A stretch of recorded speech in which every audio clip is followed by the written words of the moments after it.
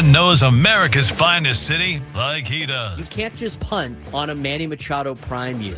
He's a fourth-generation San Diegan, born and raised in the heart of this community.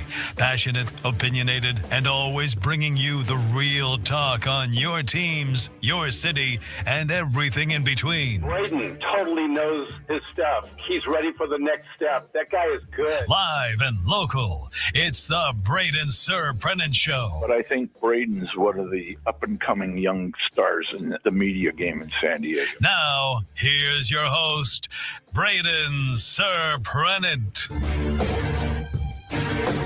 What's up, San Diego? And happy Tuesday to everybody out there in America's finest city. He's Frank Marchese. I'm Braden Surprenant. This is the Braden Surprenant Show, live and local each and every day from 10 to 2 on San Diego's number one sports station, 97.3 The Fan. All right. We got to play therapist today. Is that what we're doing today? Is that what we have to do today? Play therapist if his camera doesn't work.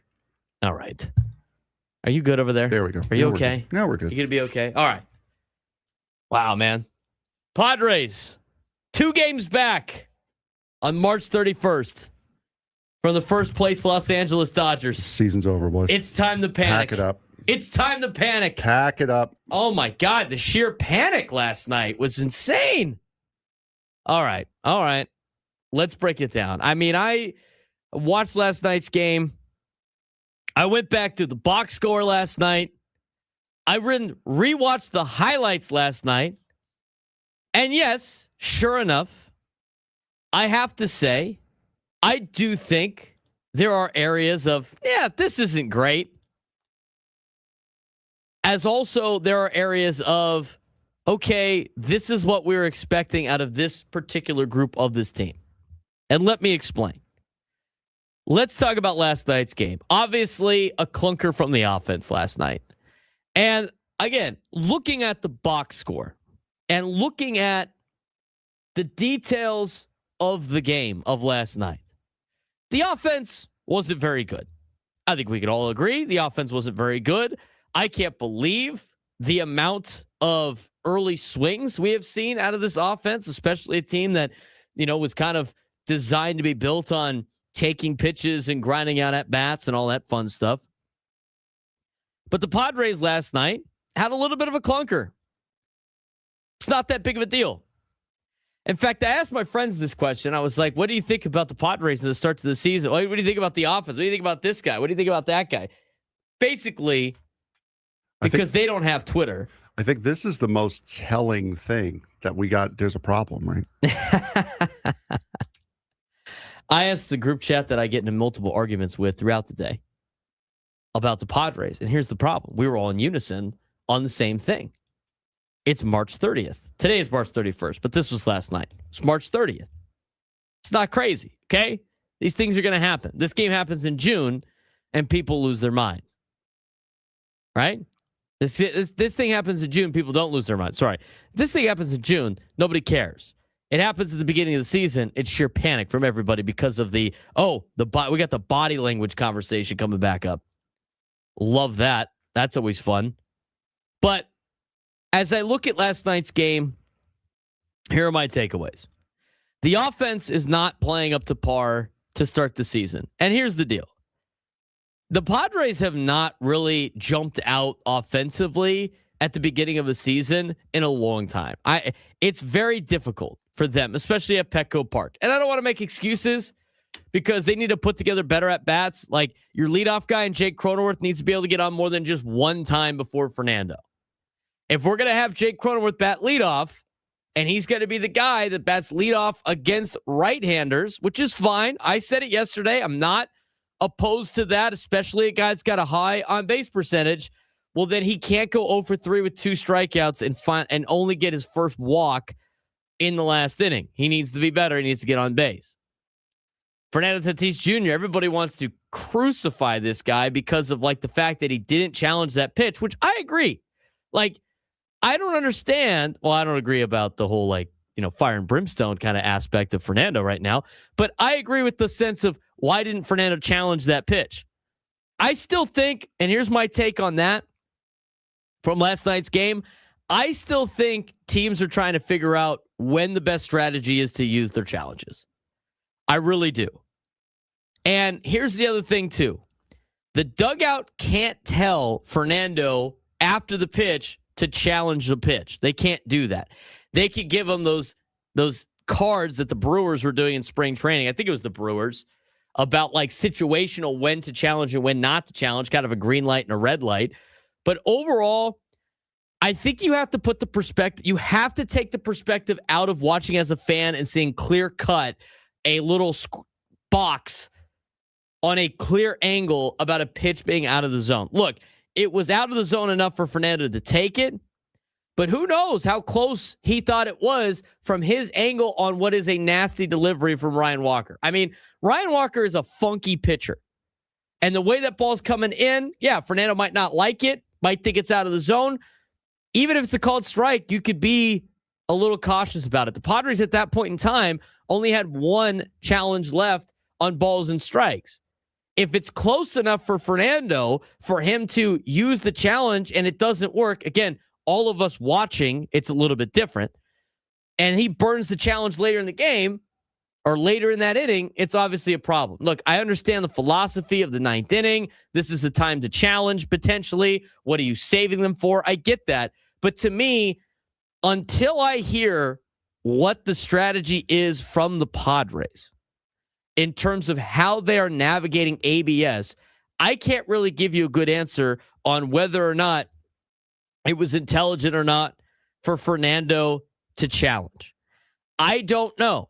I don't know what the strategy is. And maybe it got written about that I haven't seen yet, and I don't think the Padres are going to announce their strategy, but I don't know what the Padres have instructed their hitters to do when it comes to the ABS. They could have instructed their hitters, hey, we want to be able to use these in big spots. We don't want to burn them. So unless it's guaranteed or unless it's the final pitch of an at-bat, we're going to let the pitching staff use it more. I mean, we don't know. We don't know what their strategy is. Every team has a different strategy. The Yankees are like, yeah, just go ahead and challenge whatever you want. I think Aaron Boone likes doing that just so he could chirp at the umpires. See that T-Mobile Park last night? That's hilarious. I didn't even think about that aspect of challenges. Yankees are challenging the same pitch over and over and over again. They're getting it right over and over and over again. And then, after winning a challenge, Aaron Boone's talking ass to the umpire. Be better. Be better. I didn't even account for the drama that could potentially entail. Okay, so let's talk about it. Jake Cronenworth, again, as we kind of recap, they're going to experiment with him being in the number one spot. I mean, for everybody that continues to tell me you can't bat Fernando leadoff because he needs to come up with guys on base, well, Jake Cronenworth did a bad job of getting guys on base for Fernando.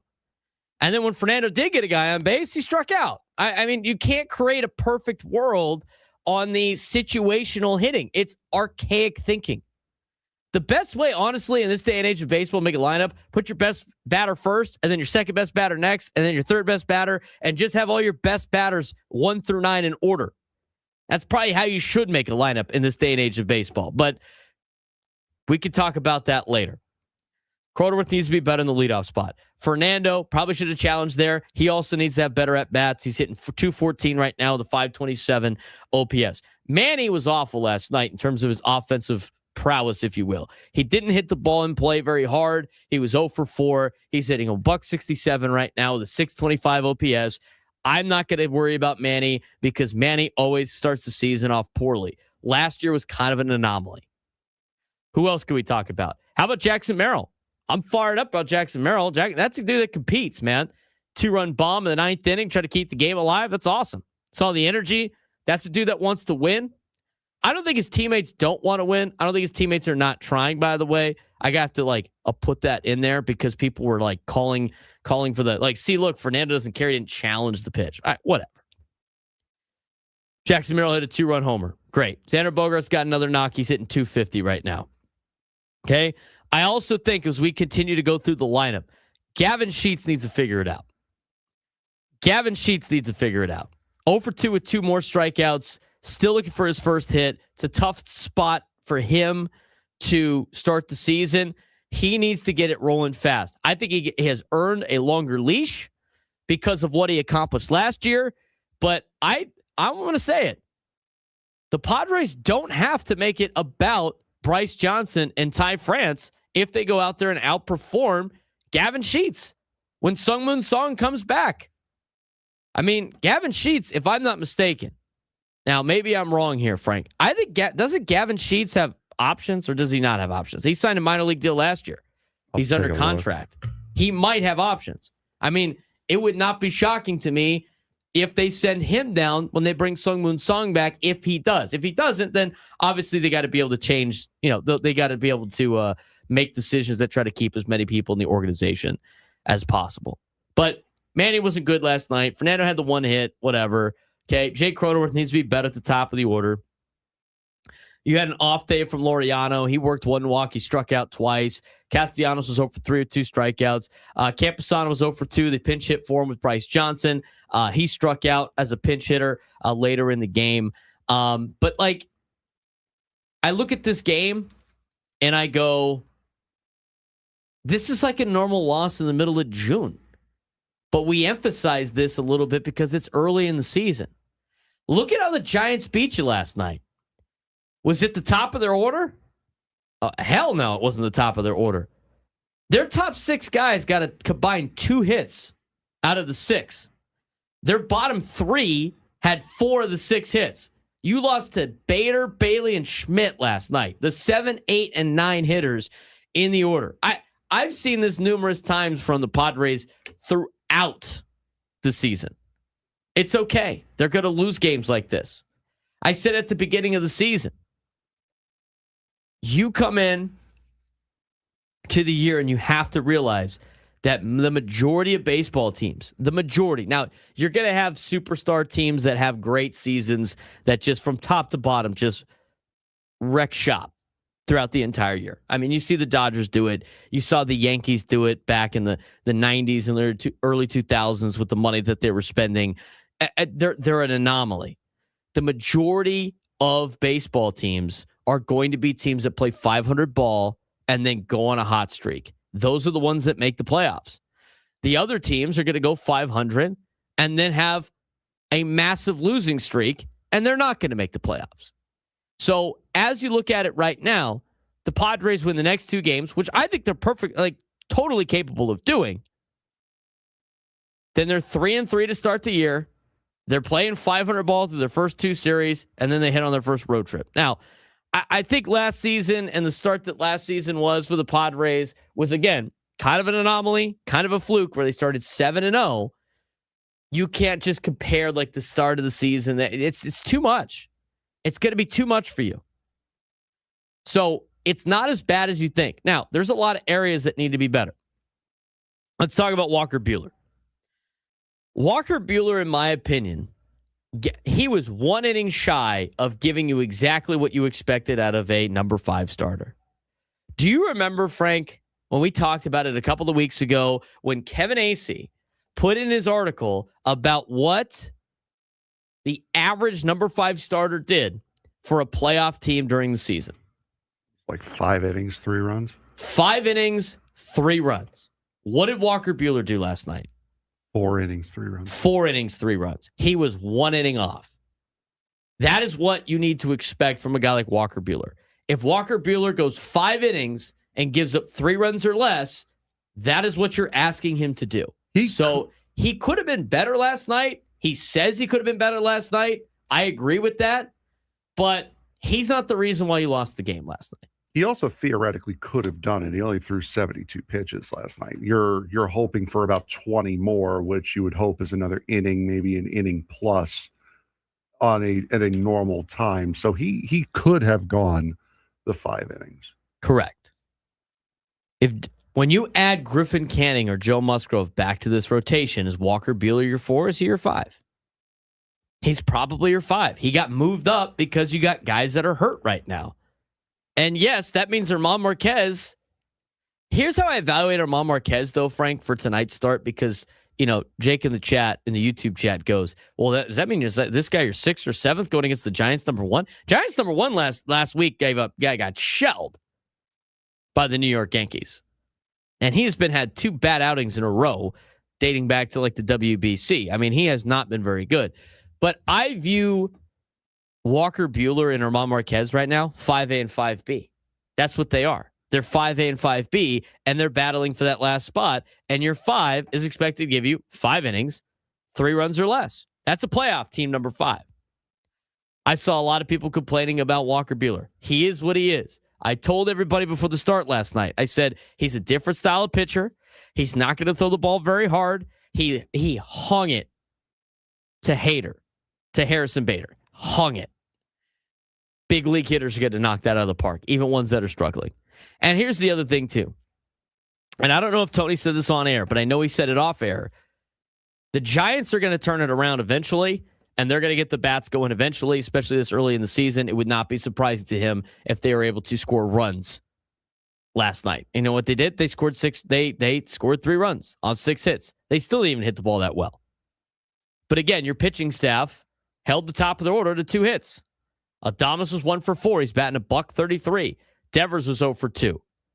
Ramos was 0 for 4. Arise was 0 for 4. Chapman 1 for 4. The bottom of the order dominated for the Giants last night. It happens. So, if this continues to be a trend, I think you could start raising eyebrows about it. Yes, I think the offense has not been very good to start the season for the Padres, the amount of runs that they have had and how active they have been in swinging the bat early in counts. I think they need to dial that back a little bit. But overall, this is a game that you're going to see probably 15 more times this season. It's just unfortunate that it happened at the beginning of the year. But you got exactly what you were expecting out of Walker Buehler, maybe an inning shy. The offense needs to hit better. And guess what the bullpen did? The bullpen did exactly what you expect them to do. Completely shut down an offense. And by the way, did they use any of the heavy hitters of the bullpen last night? Did they use any of those guys? No, they didn't use any of them. They used everybody's favorite reliever in this town, Wandy Peralta. Shutout inning, didn't even give up a hit. They used David Morgan for 2 innings. He gave up 1 knock and struck out 2. And they used Ron Marinaccio. He had 2 innings, didn't give up a hit, and punched out 2. I mean, the depth of this bullpen is huge, and you preserved the best arms in that bullpen for the next 2 days where you can get a couple of wins, have an off day on Thursday, and get ready for a Red Sox team that's not playing well either. So overall, I look at the team and I go, yeah, it sucks they're 1-3. That's not great. Guess what the record is of every other team in the National League West right now? Take a guess. 1-3. They're all 1-3. And the Dodgers lost last night. It's going to happen. Like I get why people are upset at the beginning part of the year. I think there's reasons to be upset about a couple of things. I think there's reasons to be like, oh, we're not really doing well in this particular category. We can't let this be a trend. I get that. I'm seeing it. But at the same time, it's not always as bad as you think. It's never as good as you think. It's never as bad as you think. When we come back, we'll break down the game a little bit more into finer detail. We'll hear Frank's thoughts about last night's game. We'll talk about Walker Buehler's outing. We'll take a deeper dive into the analytics of what he did on the mound. I'm telling you, if I got to talk you guys off the ledge, I'll talk you off the ledge. But if you want to just say this team's just going to suck, go ahead. I mean, you're just embrace the team for what it is. But we're going to talk you off the ledge today as we start the Braden Surprenant Show, setting Summer Sports Station 97 through the Fan. The San Diego Gulls just got hit with a big change, and it could shift everything. Nathan Gauthier has been called up to the Anaheim Ducks, and while that's great for development, it leaves a big hole in this San Diego Gulls lineup. And the timing, well, it's pretty tough because the Gulls are coming off back-to-back losses to Abbotsford, where they struggled with slow starts and played from behind all night. Now, yes, there are bright spots as Sasha Petrusov is on an absolute tear, leading the team in points and extending his streak again. Justin Bailey hit 20 goals, but here's the issue.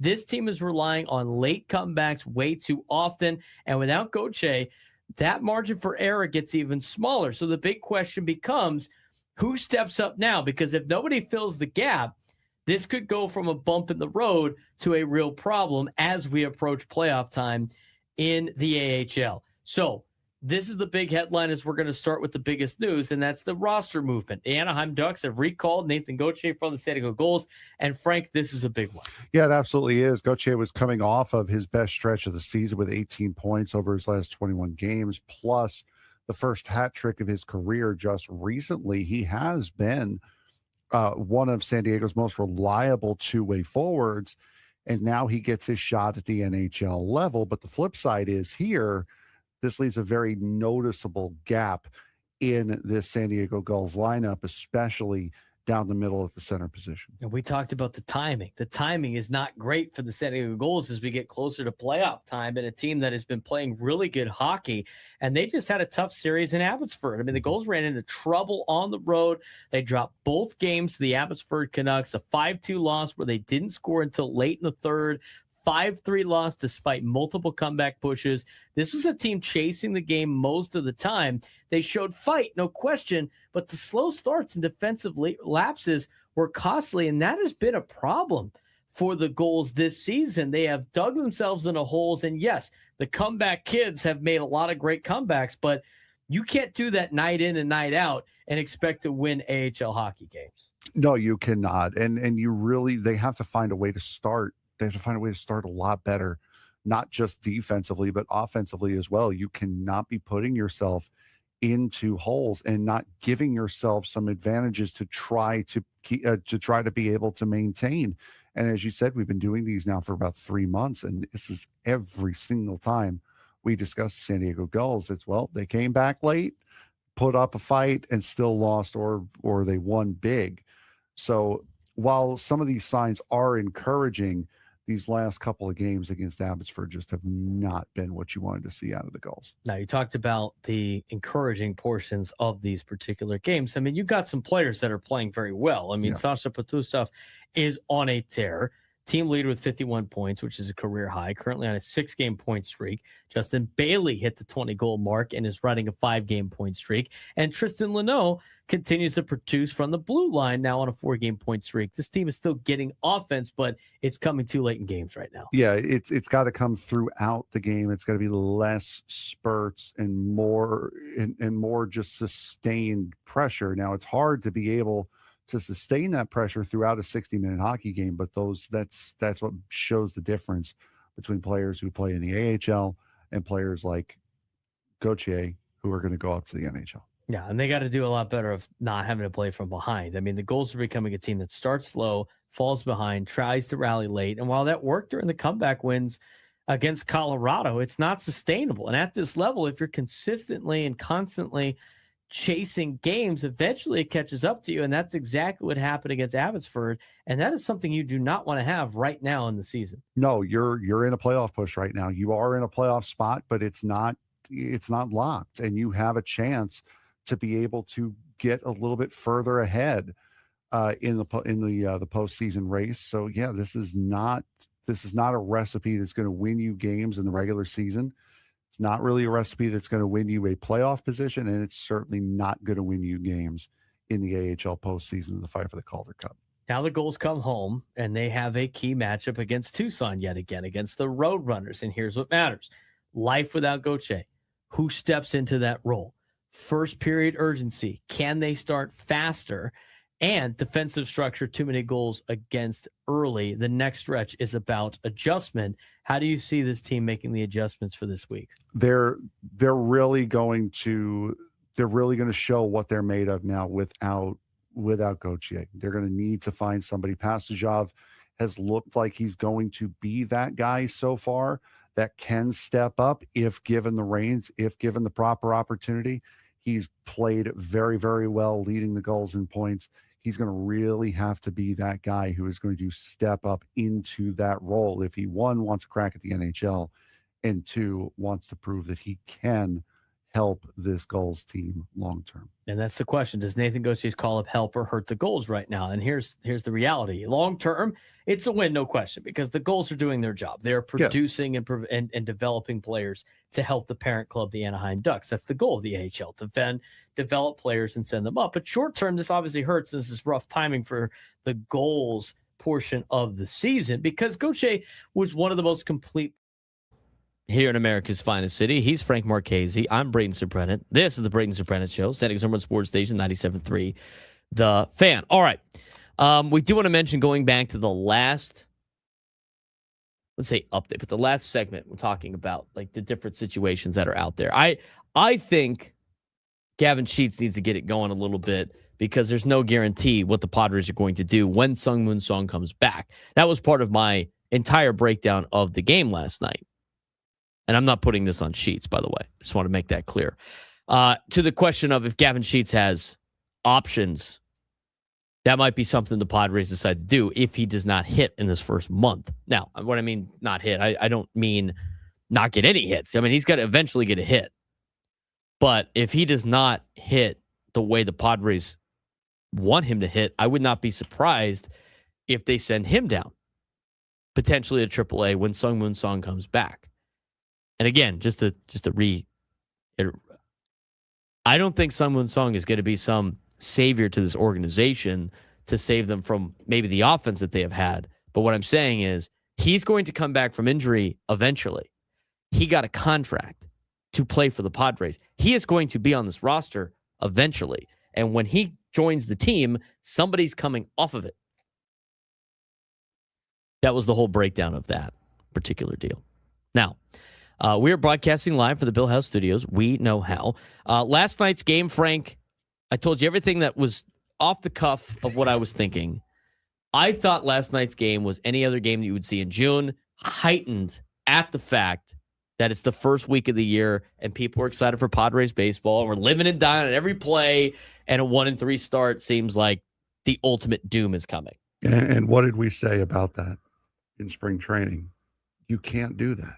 You can't live and die on every pitch of every single game. You're going to go absolutely insane. You're going to go bonkers, man. And this is what we're seeing now. I mean, Padres Twitter is completely off the rails. I'm sure already their Reddit is we're 4 off the games rails in as well. It's the first trip through the rotation. It's the first time this year that these guys are seeing major league pitching at a major league level, that are trying to do everything they can to get your guys out. I think it is interesting and a very, very noticeable change that they've made from this year to last year, how quickly they're swinging, trying to take hacks early in the counts, early in the at-bats, which is leading to a lot of pitchers going to be able to pitch longer into these games. Tarek Skubal had as many pitches through 4 innings on opening day that Ron Marinaccio had in 2, because the Padres were swinging early and often. That, I think, does have to change. You do need to have a little bit of patience. Of course, there are situations that call for swinging early in the count, but you can't do that with every single one, because then they're just going to throw you trash knowing that you're going to swing. You have to be able to read the situation in order to get yourself in the best position during the at-bat. That, I think, has to be brought back a little bit. Starting pitching, I think, except for Randy Vasquez and Michael King to an extent, has been a little disappointing. King did pretty well. Yeah, he was okay, especially for coming off of the injury. Well, think about that. You just said it. Like, despite 2 of these guys, that means only 2 of the 4 have been disappointing. And honestly, I don't even think Buehler was disappointing, because going into the game, I was expecting 5 and 3. 5 innings, 3 runs or less. He went 4 and 3. Slightly disappointing. But that's what you were going to get out of Walker Buehler. Even when you look at the rotation and the question marks, it's really only Nick Pivetta that was the biggest concern so far in the starts. As you start to break it down, it's like, all right, well, it's not even that bad with the starting pitching. Ill619 in the chat. Tatis looked better in the World Baseball Classic. Manny is ice cold. What is the one thing that we always say about Manny Machado is the dude cannot hit in April. Aside from last year. In March and April. Last year was the outlier. He always gets off to slow starts. So again, why is this surprising? I had last night. This is the most asinine take I have ever heard.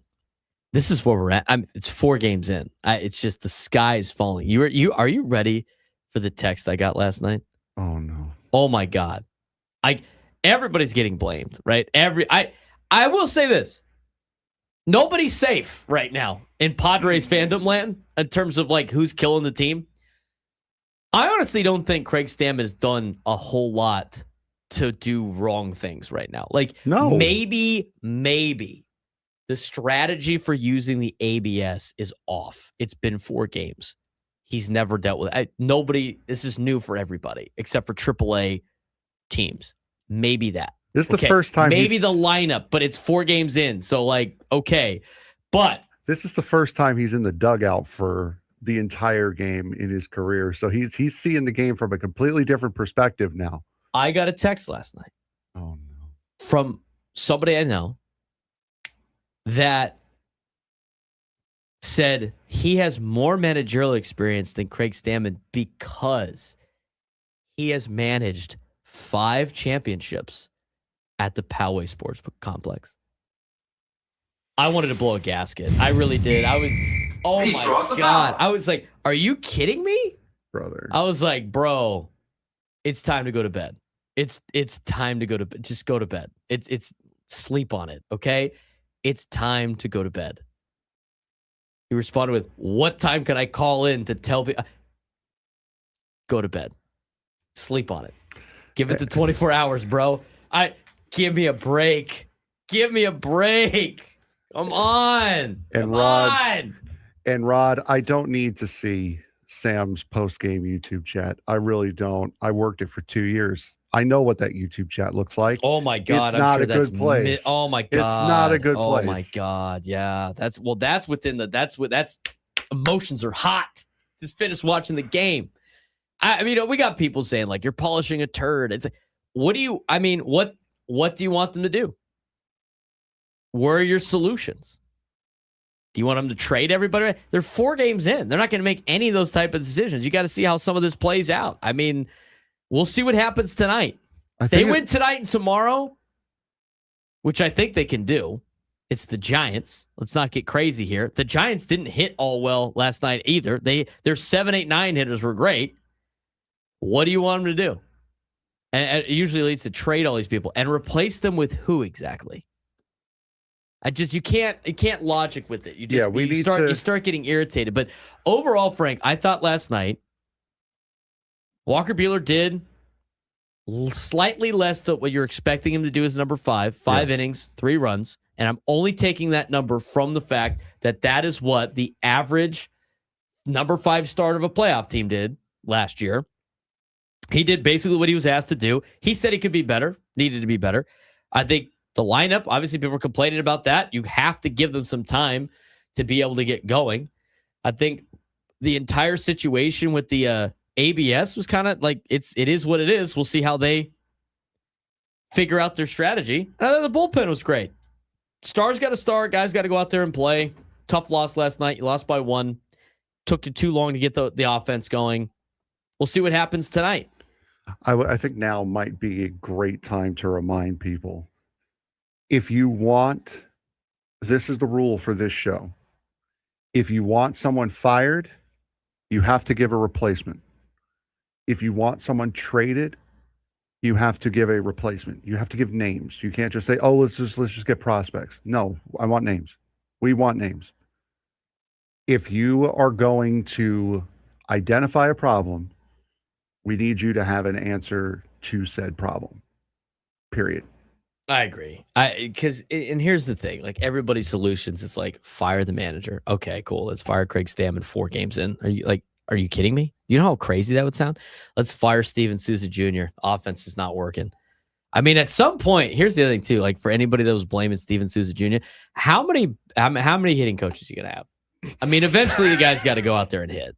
I mean, come on. Oh, Brooks, you're such a jerk in the chat. Teams, it's cooked, dude. Sell the team. Wait, they're already doing that, aren't they? Yeah. Come on. They talk people off the ledge here. And here's the deal. Because here's how it works. This is how it works for us too.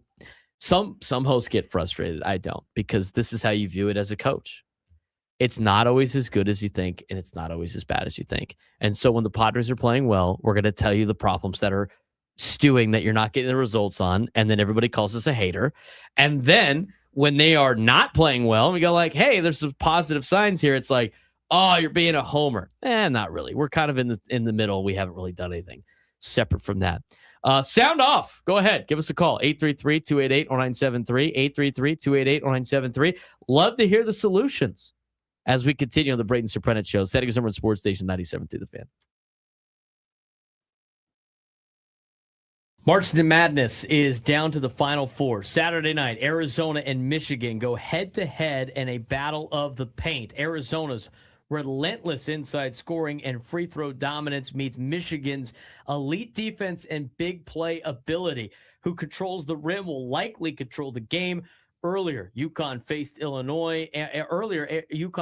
Illinois, and its experience versus efficiency. Terrace Reed Jr. has carried the Huskies, but Illinois' defense and offensive firepower won't make it easy. This weekend, every possession counts. Every bucket matters.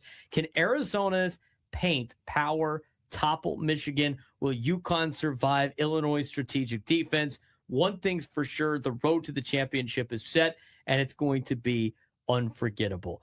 March Madness down to the Final Four, and what a weekend we have coming up. 4 teams remain, 2 matchups, and the chance for one team to etch their name in the NCAA tournament history books. Let's break it down with the storylines, the keys, and what to watch for this weekend. Arizona and Michigan is going to be the first game that we break down. Arizona and Michigan is actually the night game. Tip-off at 8:49 p.m. Eastern time. So 5:49 out here on the West Coast on Saturday night. They have dominated the paint all season. The Arizona Wildcats have, averaging over 42 points per game in leading the nation in free throw attempts. In the tournament, their interior scoring has been unmatched. 60 paint points and 30 points at the line against Arkansas, and then 40 paint points and 20 points from free throws against Purdue in the Elite Eight. Koa Pete, Mateus Curvis, and Toba Awaka anchor the post, while Jaden Bradley, Braden Burries, and Karachnikov attack relentlessly. Coach Tommy Lloyd's philosophy is clear: control the paint, crash the glass, and get to the line. And for Arizona, that's been a big recipe for success, and that's going to be tough for Michigan to deal with on Saturday. Yeah, it certainly is. And Michigan on the other side of that is a defensive powerhouse that can flip the game on a dime. Their Elite Eight win over Tennessee saw a 33-10 run in the first half, showcasing their ability to dominate when it matters. Offensively, they need to stretch Arizona's defense with perimeter shooting to open lanes for stars like Yaxel Lendenborg. But right now, I think the biggest question coming into this game is going to be, can the ultimate paint versus paint battle, will Arizona's dominance inside outweigh Michigan's defensive discipline, and can Lendenborg carry Michigan if it comes down to crunch time? It's going to be a very big game. I think these are the 2 best teams in the country, playing each other in the semifinals, playing each other in the Final Four. I think Arizona has played a more difficult schedule. I think Arizona has been a little bit more battle-tested. Michigan has done a great job all season long. I think this is like such a close matchup. I got to roll with my Arizona Wildcats just because I grew up watching them for a long time. It'd be great to see them back at the national championship game. Again, they haven't made the Final Four since 2001. It's the first time in the Final Four since 2001.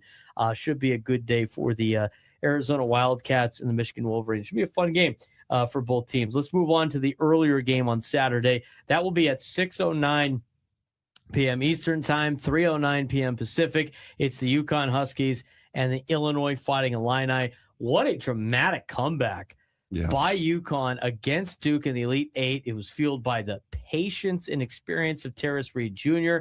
and a core that has been in Dan Hurley's system for multiple years. Yeah, absolutely. Reed's dominance inside the paint and clutch shot making have been the key. Illinois is one of the most efficient teams offensively in KenPom history and has been equally impressive on defense, limiting top opponents to under 48% inside the arc. The battle will come down to UConn containing Keaton Wagler, exploiting pockets in Illinois' defense and finding consistent shooting from their perimeter players like Alex Caravan, Solo Ball, and Braylon Mullins in this game for Illinois. Yeah, the current tournament has highlighted a shift from that Cinderella era to now kind of dominated by a lot of the Blue Bloods at this point in time. So few upsets this year, but the quality of games has been really good still. I mean, that UConn Duke game was unbelievable. And Arizona, Michigan could be the tightest Final Four matchup of the weekend. I mean, you got strength on strength, big men versus big men, paint versus paint. Expect a low error, high intensity affair. And for UConn and Illinois, they present a strategic chess match of a game. Very patient teams, veteran-led Huskies versus a versatile, efficient Illini.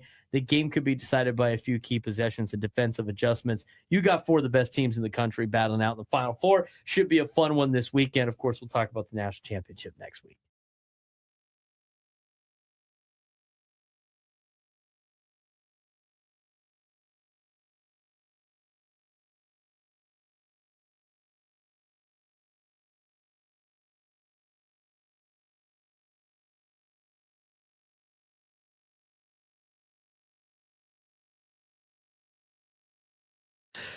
Guests, join us on the SDCCU fan hotline. It's not Big Bang Banking. It's better.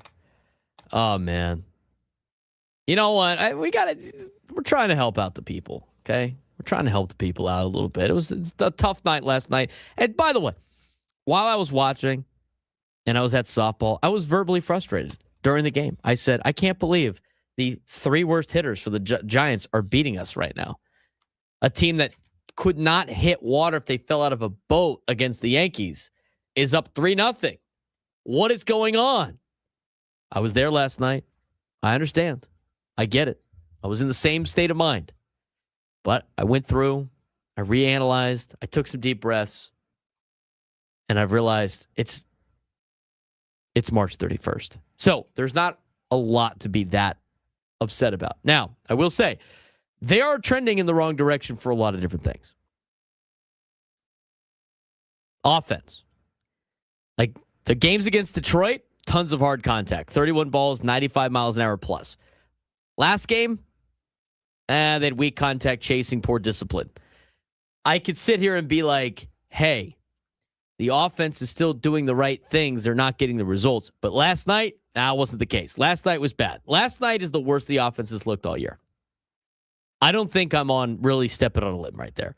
If they continue to rack up and stack up offensive performances like last night, yeah, we're going to be in a little bit more of a problem here coming up. Absolutely. If they continue to stack up performances like they did against the Tigers, then it'd be like only a matter of time before they break through.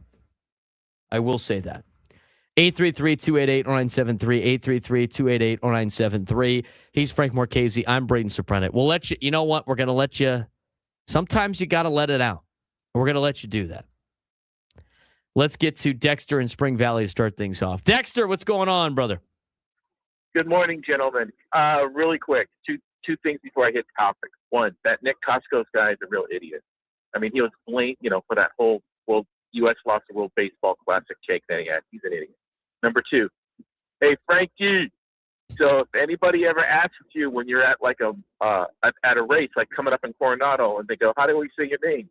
You say, Frank Marchese, like as in car crazy, baby. So does Dexter, you always have to start off with a dad. Do you want to foul every time? They're always funny. I mean, I get a kick out of him, Dexter, but do you always have to start with the dad? He's asking for a foul every time he gets checked in. He goes to the scores table. He taps in. Dexter comes in, immediately hacks the guy with the ball, gets subbed out. Hey, I'm the Draymond Green of your callers. Dexter in Spring Valley has just titled himself the Draymond Green of phone callers on this show. I love it, Dexter. All right, what do you got for us on the topic today? So that guy that told you that he's a better manager than what we have now. Yeah, because he manages softball teams. Well, based upon his logic, then every 10-year-old kid who's playing MLB The Show on PlayStation or Xbox or whatever would be a better manager than him because they're managing their teams on that video game. I mean, really? That's right. It's like, the dude hasn't even been, an actual game manager like for more than a week. So, 4 days. It's been 4 games. Cut the guy a break. If this were like Woodsy said this morning, if this was 30 or 40 games in, okay. But It's a little early yet, It's just a little early. I agree. So, and that's kind of the whole point of today's conversation. Dexter, I appreciate it. I still think there's some concerns. Like, there are some early concerns that I think people were hanging out with during spring training of like, I hope the stars can star and the rotation and all that. I get that. And then you go into the season, you start 1-3, and some of the question marks are not playing out to start the year. Yeah, it will be a problem if it continues. But there's nothing you can do to flip a switch and completely correct it all with like knee-jerk reaction moves. It's just, you can't do that in 4 days. So, yes, offense was bad last night. Maybe it was the approach. But it's 4 games in. You got to let them get this thing going a little bit with their approach, because you're not going to get the results after one time in baseball. You need multiple games of results. That's why they play 162 of these things. This is after 4 games, Frank. What's going to happen next week after like 10 games? Oh, my God. I get it, though. Fans are passionate. We appreciate that.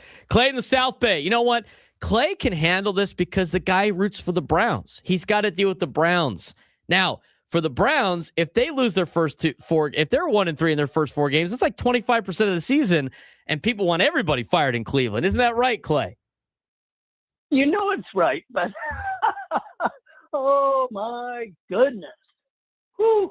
Hey, just for the Wind Sox, I'm just going to tell you right now, the Wind Sox, the wind's light and variable today. It's only like 5 miles per hour. So you're not going to get much blow on your damn windsock today. I mean, and people, remember, this San Diego. Relax. We ain't Philadelphia. Don't try to act like you are. And if you are, go to Philadelphia. Hell, get out of here. Believe it or not, Braden, my bracket is still alive. I'm still got Michigan all the way. I know, right? Ohio guy. I can't believe that. Michigan. Hey, you told me I should do it. I did, and I picked Michigan to go all the way. And look at them. And come on, Merrill Magic in the 9th inning, 2 outs. There's no give up in this team.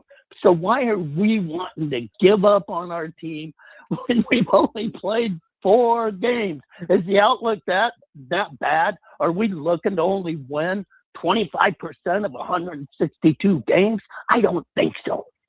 All I'm saying is relax. They'll find their flow, and then everybody can be happy. But the Wind Sox, come on, guys. Get out of here. Yeah, I agree, Go Clay. for LA. Appreciate that. Clay still gets a foul for an Ohio State guy picking Michigan to win the entire tournament. He draws the foul. Come on.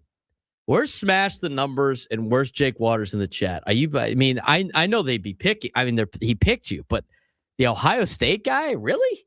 Come on, Clay. But you know what? Maybe Ohio State just doesn't view Michigan as a rival anymore. They've done better. Well, they haven't really done better against them too much.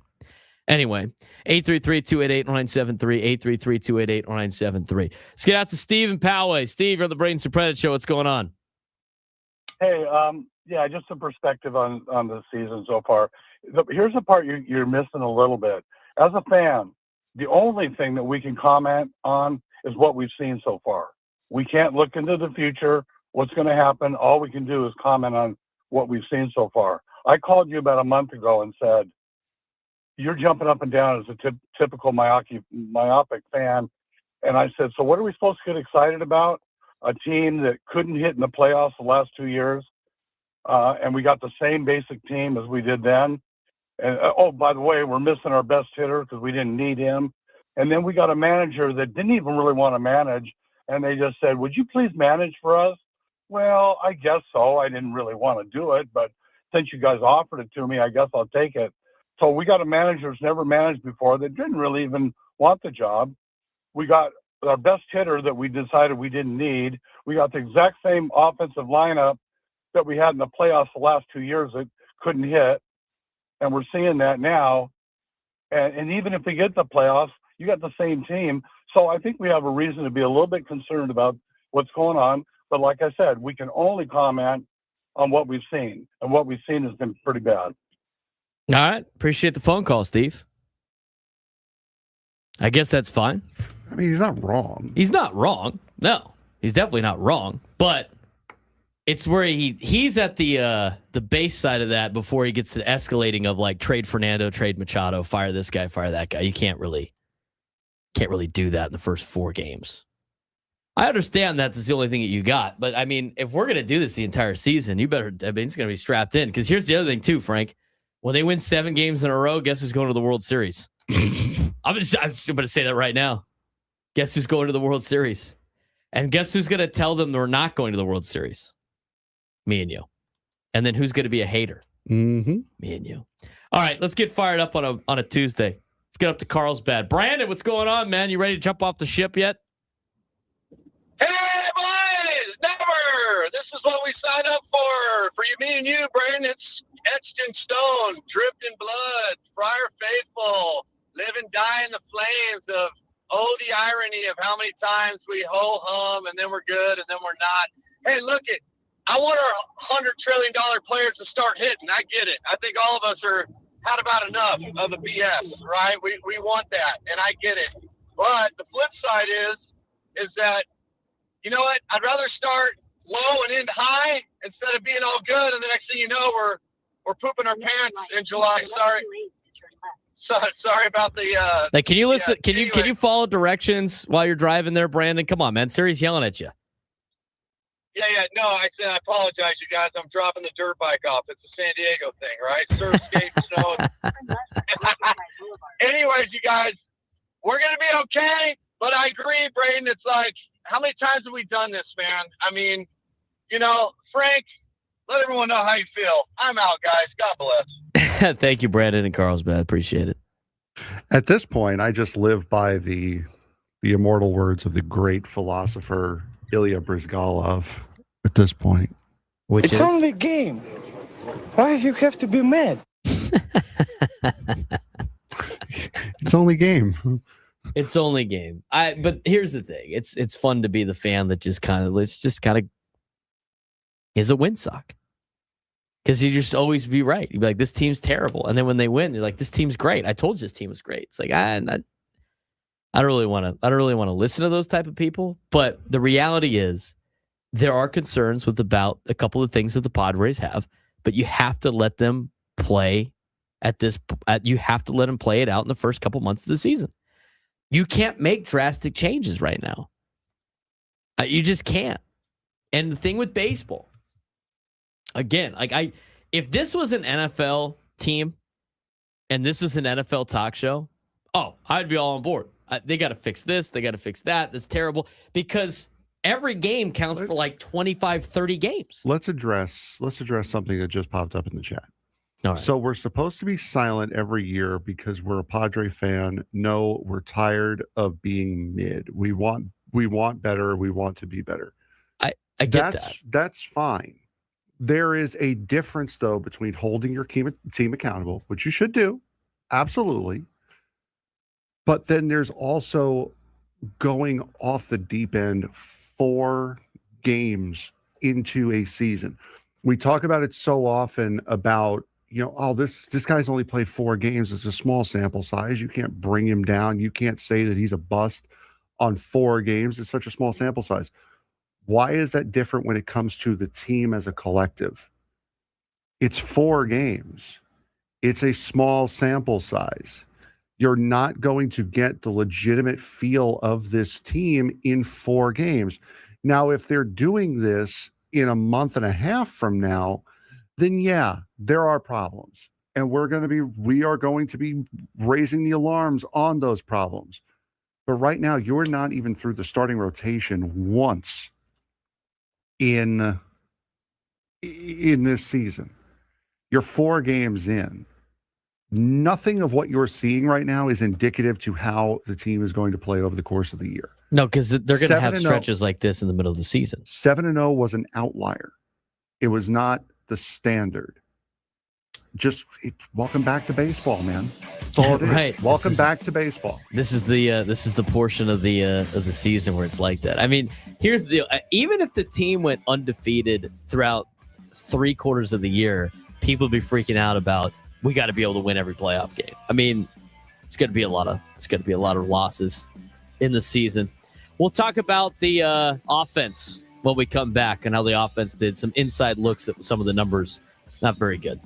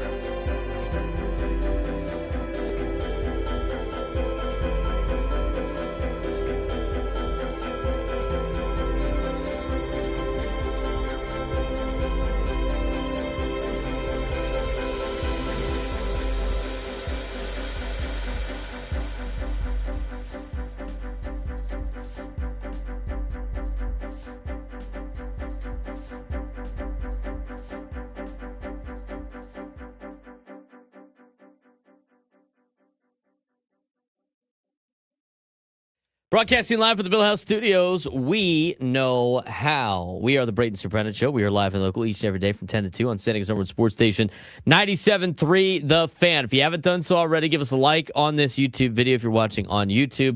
Be sure to subscribe to our YouTube page, youtube.com/@B_SURP, @BSURP. Helps us out. We're trying to get to 1,000 subscribers. We are 95 away. We're at 905. We're getting closer. We got a lot of extra content on there. We talk about a lot of different things aside from Padres baseball. We also have extra Padres baseball content on there as well. It's simple to subscribe. You hit the subscribe button. It costs you nothing. And it puts all of our stuff easy, accessible for you when you log on to YouTube, whether it be online or on your phone. Easy to find all of our stuff. It's great. We appreciate you guys doing that. Again, we're trying to get to 1,000 subscribers. We have a lot of people watching on our YouTube page, on the Braden Surprenant Show page, on that YouTube chat that have subscribed and have a great time, consuming a lot of our content. So youtube.com/@B_SURP. Jump on the YouTube, see what we got in store for you. Hit the subscribe button. It helps us out a lot. We really appreciate it. If you're watching on the fan account, you haven't done so already, it takes you 2 seconds. Hit the like button. Be great. Also, do the same thing on the Braden Surprenant Show page. If you're doing that, helps push our show out to more people. We really appreciate it. We'll be taking your phone calls today. We will also be breaking down in more detail the offense. We will also be breaking down in more detail how Walker Buehler did. We're going to get to that in just a second. But let's get out to Ron La Mesa to start off the 11 o'clock hour. Ron, you're the Braden Surprenant Show. What's going on? Hey, gentlemen. Thanks for taking my call. Brady, it never ceases to amaze me, the fans in San Diego. I mean, somebody should dump like a boatload of lithium on this city. If you're living and dying by every baseball game, that every day, you don't know baseball that well. And like you guys have said all along, you win 60, you lose 60. It's what you do with the other 42. So let's not jump off the ship until we've got about 60 games under our belt to see where this team's going to go. And if we're still sucking by then hopefully the new owners of the management or the Padres will take give us some help and stuff like that. But this is what makes it so much fun listening to you guys, because you all take the phone calls, and it just reminds me that, well, like, maybe I'm the one that needs the lithium, Braden, because I'm just too much of a positive guy and stay by my team. But, guys, these are the Padres. 4 games in, we've got a good team, much better than the starting lineup last year. They're going to be fine. Everybody take a chill pill and just relax and let Braden and Frank just spew their baseball knowledge, and we'll take it all. All right, guys, that's my take this week. We'll talk to you. I appreciate it, Ron. That's why Ron's one of our favorites. Appreciate the phone call.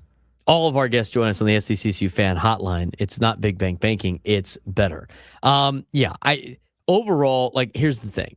I saw a message. Again, people take what we say and then turn it into something else and thinking it's like context of our conversations. And one of the messages I saw on the YouTube chat was talking about, like, oh, so when an East Coast fan base calls in and criticizes their team after every game, they're passionate, but we're supposed to just chill out here on the West Coast. I don't remember ever saying anything like that. I'm going to tell you right now, I think that's crazy behavior to do that every single day. Now, if they go through like a 6 or 7 game losing streak and they're playing like crap, and yeah, go for it. You know what? I think it's fair. Mm-hmm. I think it's fair to be upset about that. 100%. 100%. Like, if they lose the next, they get swept by San Francisco and get their ass handed to them in Boston. Yeah, next week, all for it. I totally agree that something's got to change. This is ridiculous. I can't do that after 4 games. I mean, you don't analyze 4 games at any point in the season. You don't. You can't. Unless it's the postseason. So, I mean, the other thing too is with baseball, okay? With baseball, it is a sport that's built on failure, and you cannot ask for perfection. I mean, you just can't.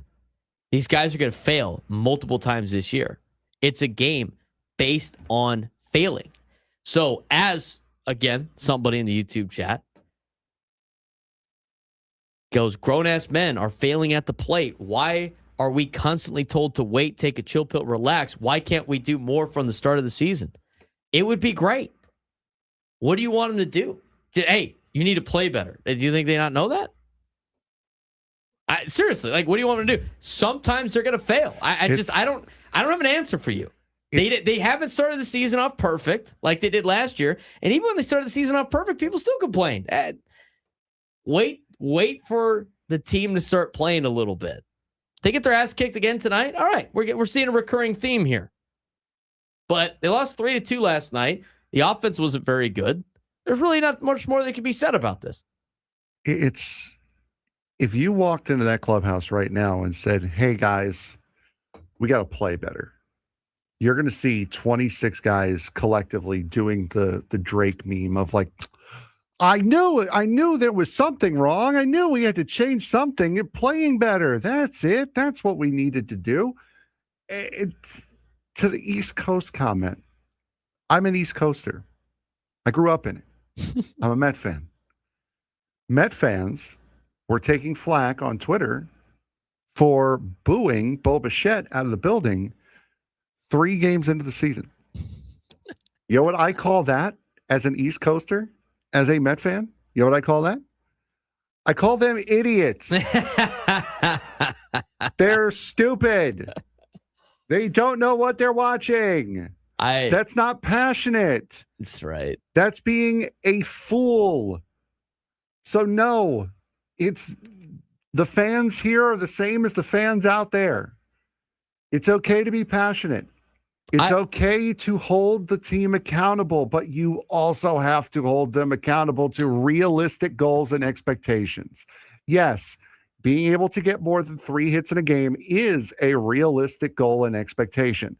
However, you cannot say that the offense as a whole is absolutely garbage after 4 games into the season.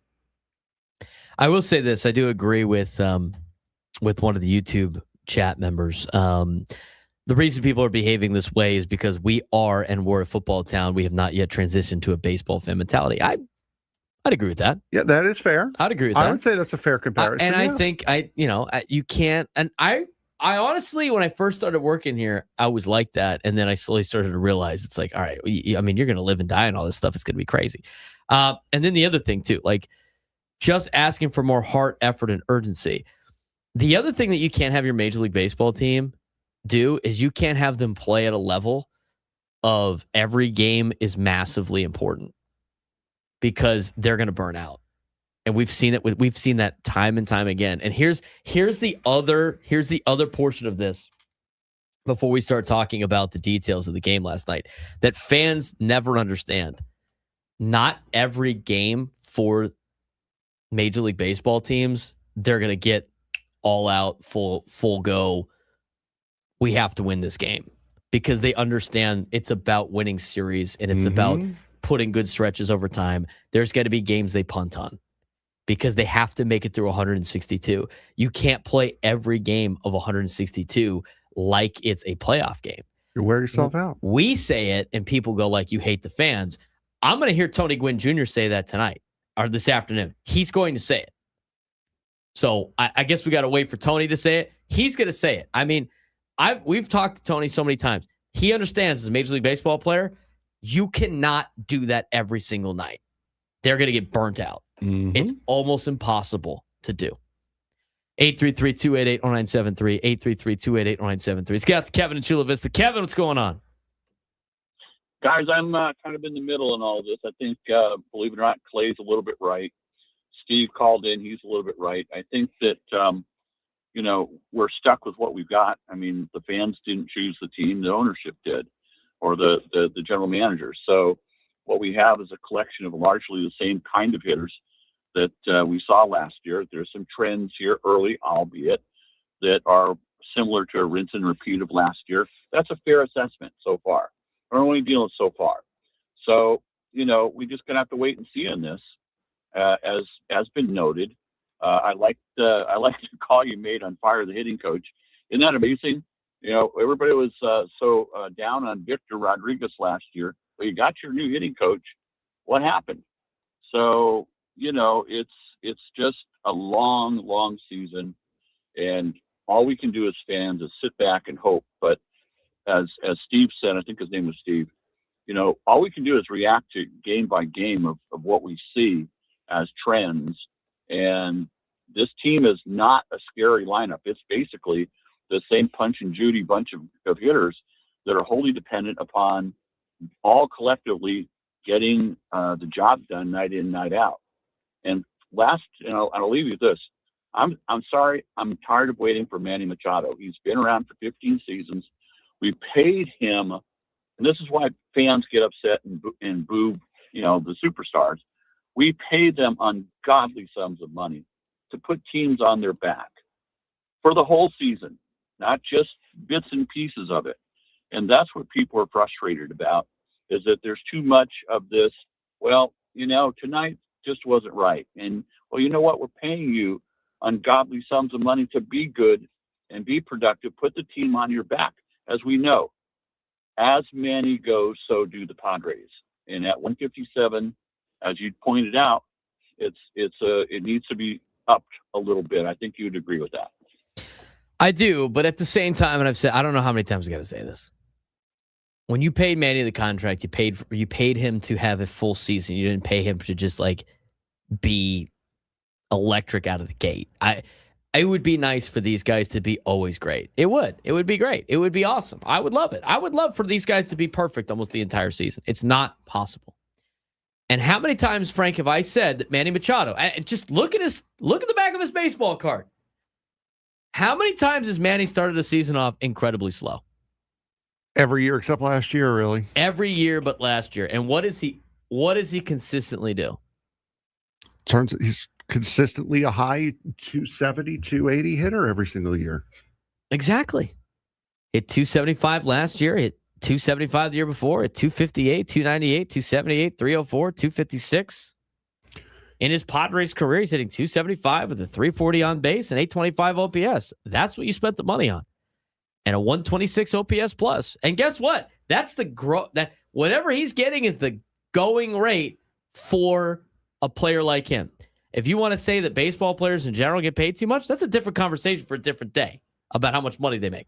But the reality is it costs money to bring in a guy like him. And he's doing exactly what you expect him to do. Right now, he's not, because it's early in the season. But you got to give him more than 4 games. And here's my take on this, because the one that keeps happening all the time, what these calls are like, we can only react to what we see. Which is fine.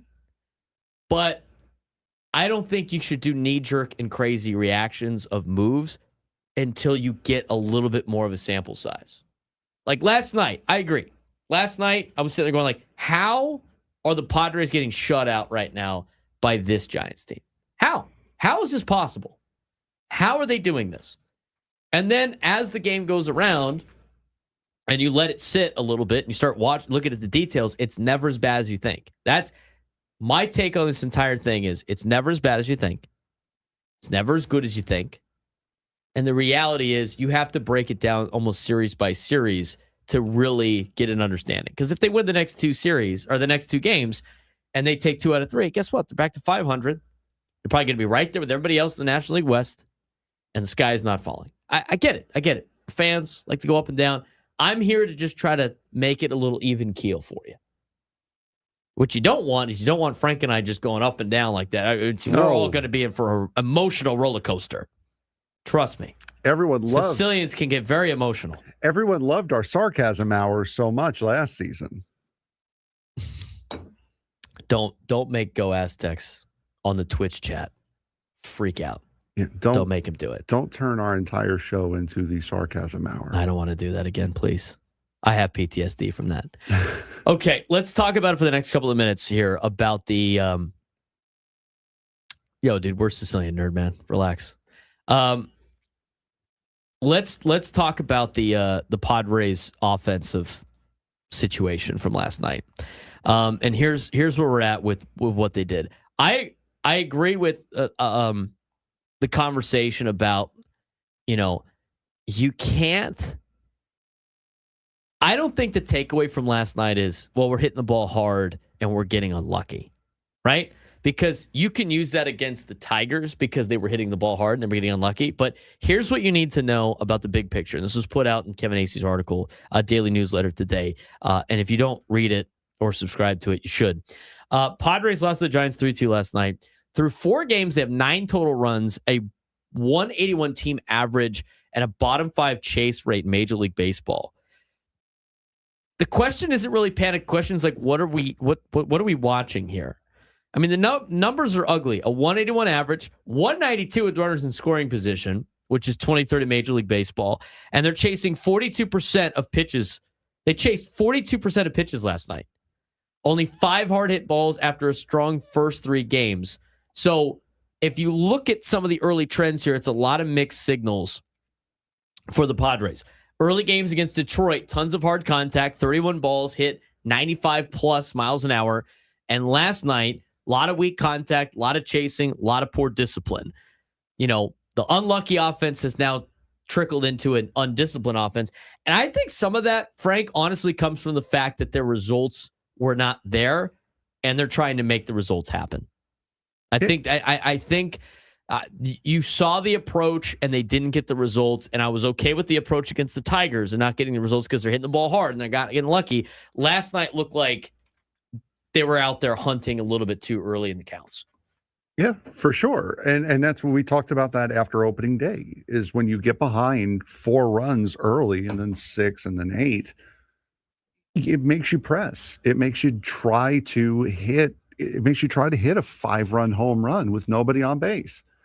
That's just continuing. And these guys, as I said, with Luis Camposano, there is nobody who's putting more pressure on him to get a hit than he is. 100%. Same thing with all these guys. They know that they need to hit.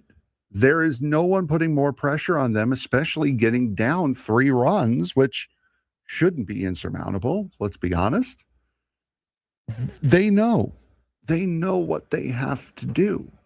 The other thing too is they're not executing. Correct. I mean, there's times like that too, and people hate when I make comparisons to like my experience coaching, but there's a lot of times your game plan is good and you're not executing the game plan. Mm-hmm. It's just we're just not executing. There's nothing more that you can say about it aside from not executing.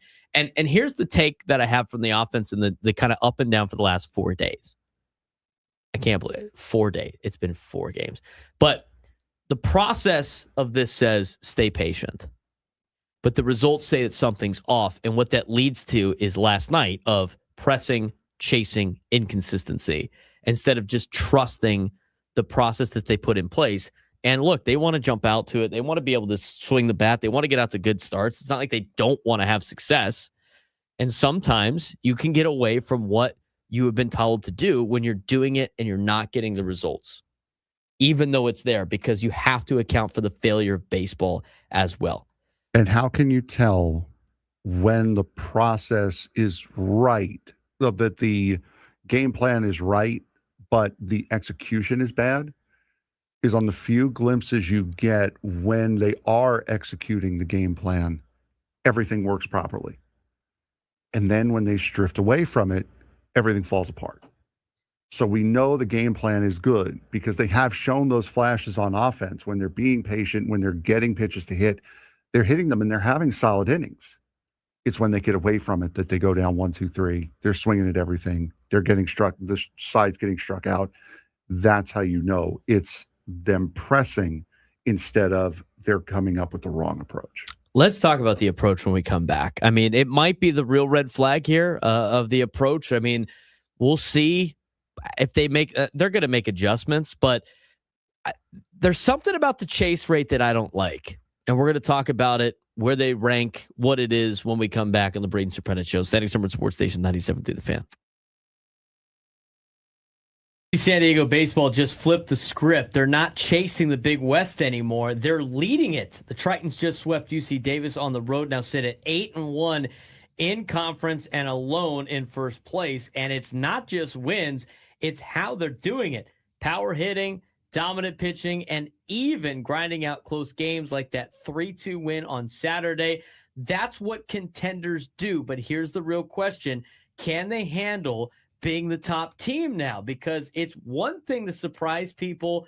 It's another to stay on top when everyone's coming after you. They've got Hawaii up next, and we find out just how good UCSD is, and if UCSD is not just hot, if this is for real, a big series for the Tritons. This week belonged to UCSD Tritons baseball, and they didn't just win. They took over the Big West as they swept the UC Davis Aggies on the road and improved themselves to 8-1 in conference play, and now moving into sole possession of first place. Yeah, absolutely. Friday set the tone, a 9-4 win behind a dominant outing from Steele Murdoch. 12 strikeouts, just 5 innings, nearly a program record, plus 3 home runs from a red-hot lineup. Then on Saturday, it showed a different side, a gritty 3-2 win where pitching and late execution really carried them in a game they probably don't win earlier on in this season. And Sunday just closed it right out. Didn't need to worry.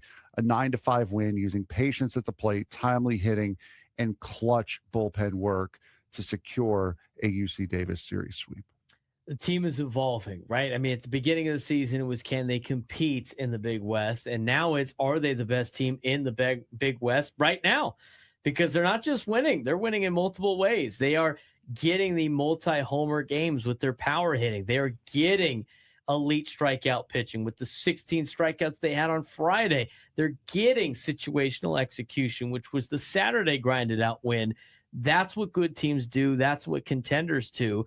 And for the baseball team. Now, Cal Poly's good. UCSB is good. UC Irvine has traditionally been good. These are the teams that they still yet to play in Big West play, but they're off to a really good start. They've built themselves a cushion now to get themselves a good seed for the Big West tournament. It's the second year of the Big West tournament in baseball, and this year it's going to be hosted at UC Irvine, and the winner of that tournament is going to be in the NCAA tournament in a regional.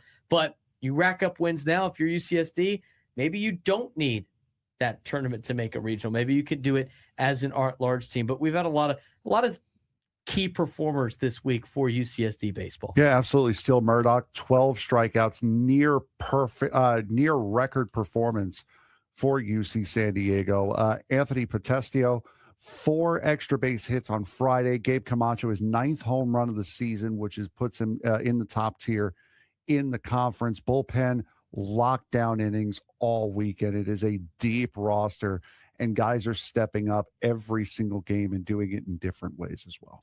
On the other side, though, in softball, it's been kind of a tough stretch for the Tritons. They played Long Beach State over the weekend. They lost 6-5 on Friday after fighting back. They were swept in a Saturday doubleheader, 11-2 and 4-2, and they're now 2-10 in Big West play. And the biggest issue, of course, it seems to be a recurring theme, is closing games and stopping big innings. They've shown the fight.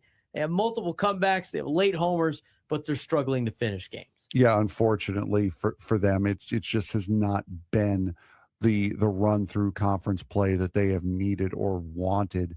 2-10 start in Big West Conference play, really, really tough to take. And now they're going to be playing. Actually, I believe. Oh, I don't have their next opponent on here. It's an oversight on my part. Baseball is playing Hawaii, though. Baseball is playing Hawaii coming up next. I will say this, though. There was some news this week about UCSD in their athletic department. Their soccer team, UCSD men's soccer, will be competing in the Pac-12. There you go. In the new Pac-12 in just soccer. So that's an interesting move right there by UCSD to join the Pac-12. Now, the Pac-12 is a conference that, we know what they have for the 8 teams for football, and then the 9 teams for basketball, but there's a lot of other sports that need additional teams. So UCSD is jumping in men's soccer. So congratulations to them joining the Pac-12. Now, in terms of put this thing to bed, UCSD baseball now the team to beat in the Big West. Right now it is, but they do have to deal with Cal Poly and UCSB. Those are the 2 teams that were at the top of the leaderboard in the Big West. They're 8-1 in conference play right now. The Tritons are in baseball. They're sweeping series. They're showing balance across the board. But the reality is Being the top team brings pressure, and now every opponent is circling UCSD on the schedule, including teams that were expected to win the conference. As Pittsburgh prepares to welcome the nation to the unofficial beginning of football season, the city's kickoff celebration will begin with an unforgettable invite-only night of music. Go to Odyssey.com/the night before to enter for a chance to win a trip to see Jason Aldean, John Morgan, and Shane Profit. This is a national contest. For you a chance. The typos on this sometimes are just like... And again, Frank doesn't type. Nope, He copies and pastes them. Literally a type and paste. Literally That is not a shot at Frank. That is a, like, what do we... Anybody proofread this before they send it to us? Anyway. All right. 833-288-973. 833-288-973. I understand what... I understand. I understand with the fans. I get it. I understand why you're upset. Padres are 1-3. It's not a great start. I'm just telling you, today is the day that I explain why it's not as bad as you think yet. That being said, based on yesterday, the offense might be as bad as you think it is to start the season. The first 3 days wasn't too bad. Last night, I'm going to tell you right now, if they put out more days like yesterday, you wouldn't have to call in to bitch about it. I'll do it for you. I'm going to be honest with you right now. Let's talk about the approach problem. Real red flag here, okay? Chase rate. Nearly 36% on the season, bottom 5 in Major League Baseball. That's not bad luck, Frank. We talked about the bad luck in the first 3 games. I think there was bad luck. Yeah, there are individuals that have had bad luck for sure, but the whole team having it, that's not that issue. It's not a luck issue. No. The chase rate's a little high.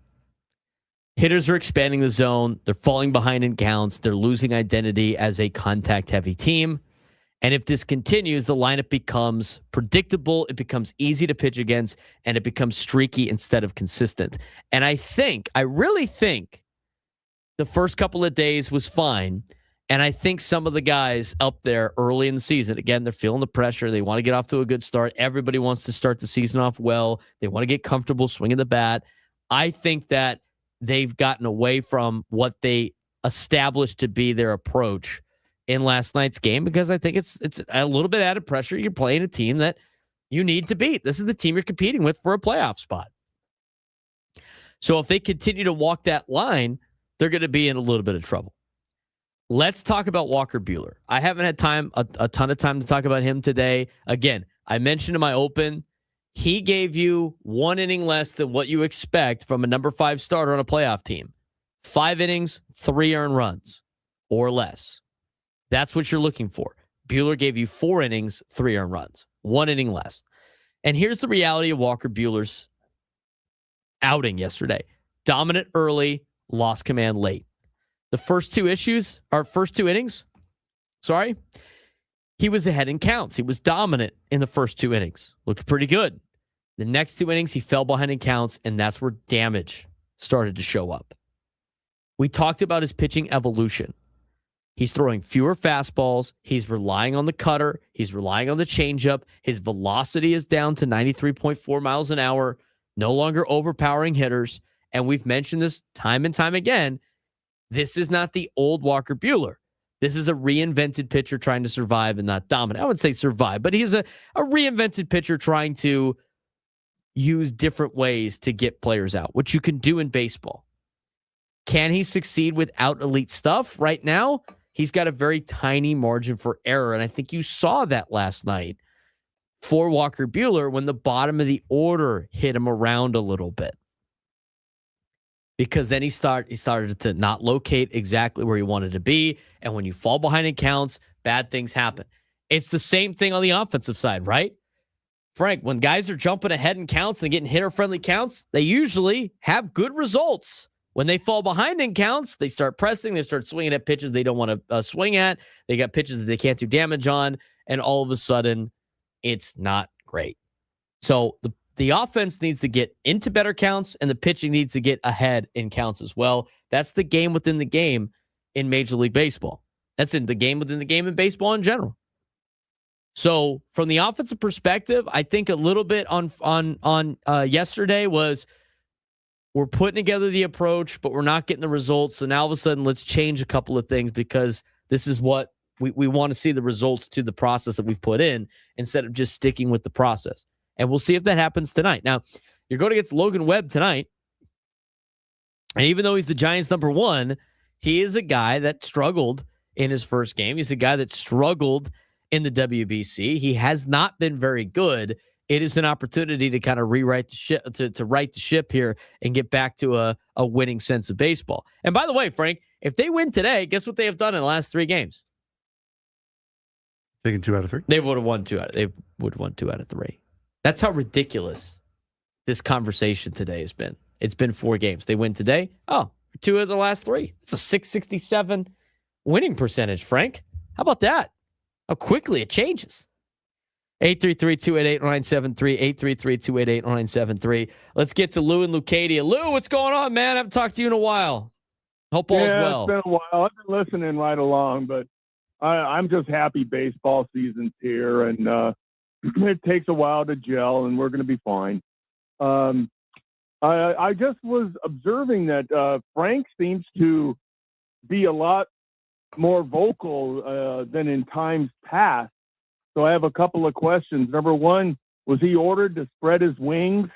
And number two, when he wigs out on the Mets, do you have your finger on the button?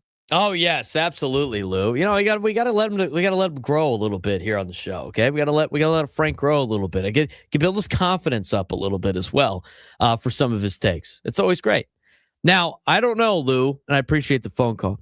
I don't know how much Frank's going to talk about the Mets without me losing my mind. So that's going to be a quick hitter every single time.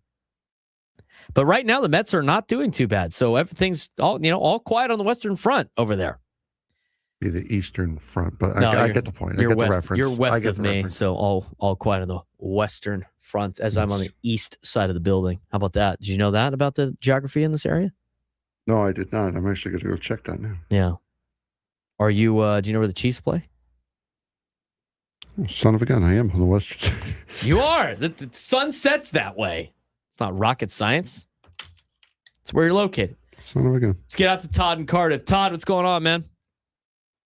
Hey, gentlemen. I just want to, not look at things from the first 4 games, but just at the start of the season from a broad portfolio perspective.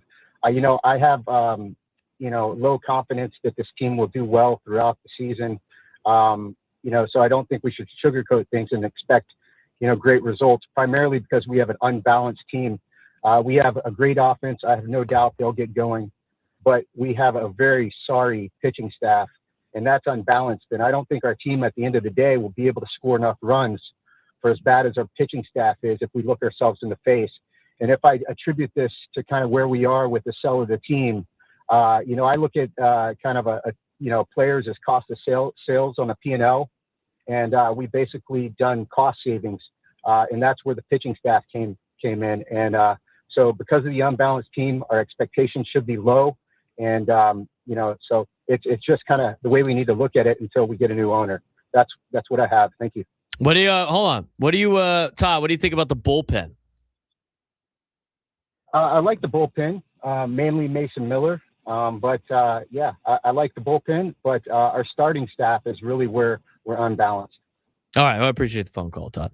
Wanted to make sure that was clear because he said pitching staff, and I'm like, that's the entire pitching staff. The bullpen is like the best in baseball. I think they've given up 2 earned runs, whatever it is. I mean, that's what Craig Stammen said. Yeah. Craig Stammen said that yesterday in the post-game press conference. I mean, the bullpen kept you in the game last night. They did. And that's what you need. David Morgan, 0 runs in 4 innings pitched so far this year. Wandy Peralta got a good bounce-back outing. Ron Marinaccio, 2 perfect innings out of the bullpen. Bullpen was money. And honestly, as I look at the starting rotation, you've had 2 good outings, in my opinion. Number 5 starter outing in Walker Buehler, and a bad outing, which was unfortunately Nick Pivetta. We'll see how he does on Wednesday. When we come back, we'll talk a little bit more about last night's game. We'll start to dive into some of the other portions of this game again from different couple of angles, and talk a little bit about the next test, which is German Marquez tonight, and how the Padres bounce back in Game 2 of the series. Braden Surprenant Show, Settings Number Sports Station 97 through the Fan.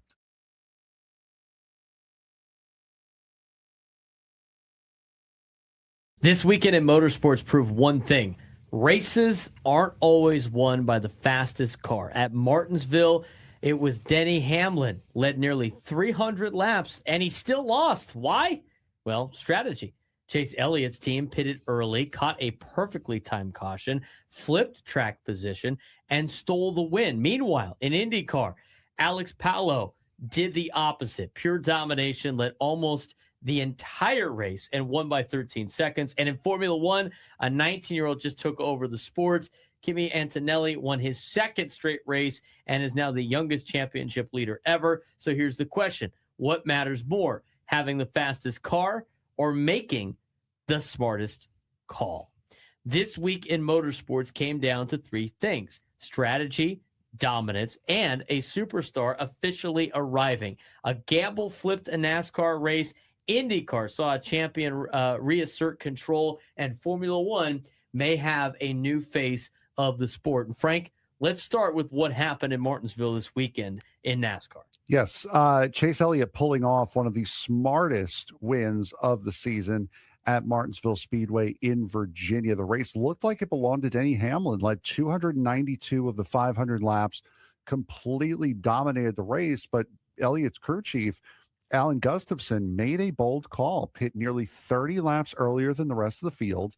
At the time, it looked really risky, and then a perfectly timed caution came out, flipping the entire race on its head. That strategy gave Elliott the track position that he needed and allowed him to restart with fresher tires, and he took advantage of it, passing Hamlin and holding him off for the win on a day where it was very, very difficult to pass. And for Alan Gustafson, a crew chief who's often criticized by fans, it was a statement call. And for Elliott, it's the earliest he's ever won a Cup Series race in his career, earliest in the season that he's ever won a Cup race in his career. So a very, very big day for Chase Elliott. Yeah, a lot of ups and downs, a lot of highs and lows in the NASCAR storylines this weekend. While Elliott celebrated, the rest of the garage had mixed results. Denny Hamlin dominated but finished second, partly due to a loose wheel late. Tyler Reddick cooled off with a 15th place finish, but still leads the standings comfortably. Kyle Busch continues to struggle. No top 10 finishes in 7 races. And Brad Keselowski made his 600th career start, joining some pretty elite company. Also announced Kevin Harvick is headlining the latest NASCAR Hall of Fame nominees, adding another big storyline to watch, but a big congratulations to Kevin Harvick. Yep, absolutely. And he'll be on the call for the rest of the Fox season as well as races continue there. Moving over to IndyCar, Alex Palou reminded everyone why he is the reigning champion. At Barber Motorsports Park in Alabama, Palou started on pole, led 79 of the 90 laps, and won by over 13 seconds. That is just Alex Palou doing what Alex Palou does. And the scariest part about that is every time Palou has won at Barber, he's won the championship. And now he is just 2 points behind that championship lead after a dominant victory at St. Pete to open up the IndyCar season. So a huge, huge win by Alex Palou to reassert himself at the top of the IndyCar pecking order. It might be time to announce a new era of Formula One, Frank. I mean, in Formula One, it is Kimi Antonelli, and he won the Japanese Grand Prix at Suzuka Circuit, his second straight victory. And with that, he becomes the youngest championship leader in Formula One history. Yep, 19 years old, from Italy, capitalized on a perfectly timed safety car on a big, big accident by Oliver Behrman, who had an impact of, if I remember correctly, 50 Gs. He was noticeably limping when he got out of the car. Antonelli then took the lead, pulled away by over 13 seconds, back-to-back win, championship lead. Now Formula One takes an unplanned month off. This month here in April, they were planning on running the Saudi Arabian and the Bahrain Grand Prix, but have been canceled due to the conflict in the Middle East. So now the next time that they are going to jump on the track is going to be at Miami at the very beginning of May. And these teams are going to use this time to, one, try to get some regulation changes made in Formula One, because the cars and the racing have been very, very poor this year. And they are also going to try to get some upgrades to these cars ready in time for the Miami Grand Prix. So what matters more in racing? Is it strategy or is it speed? Because look at what we just saw. Chase Elliott wins with strategy, not the fastest car.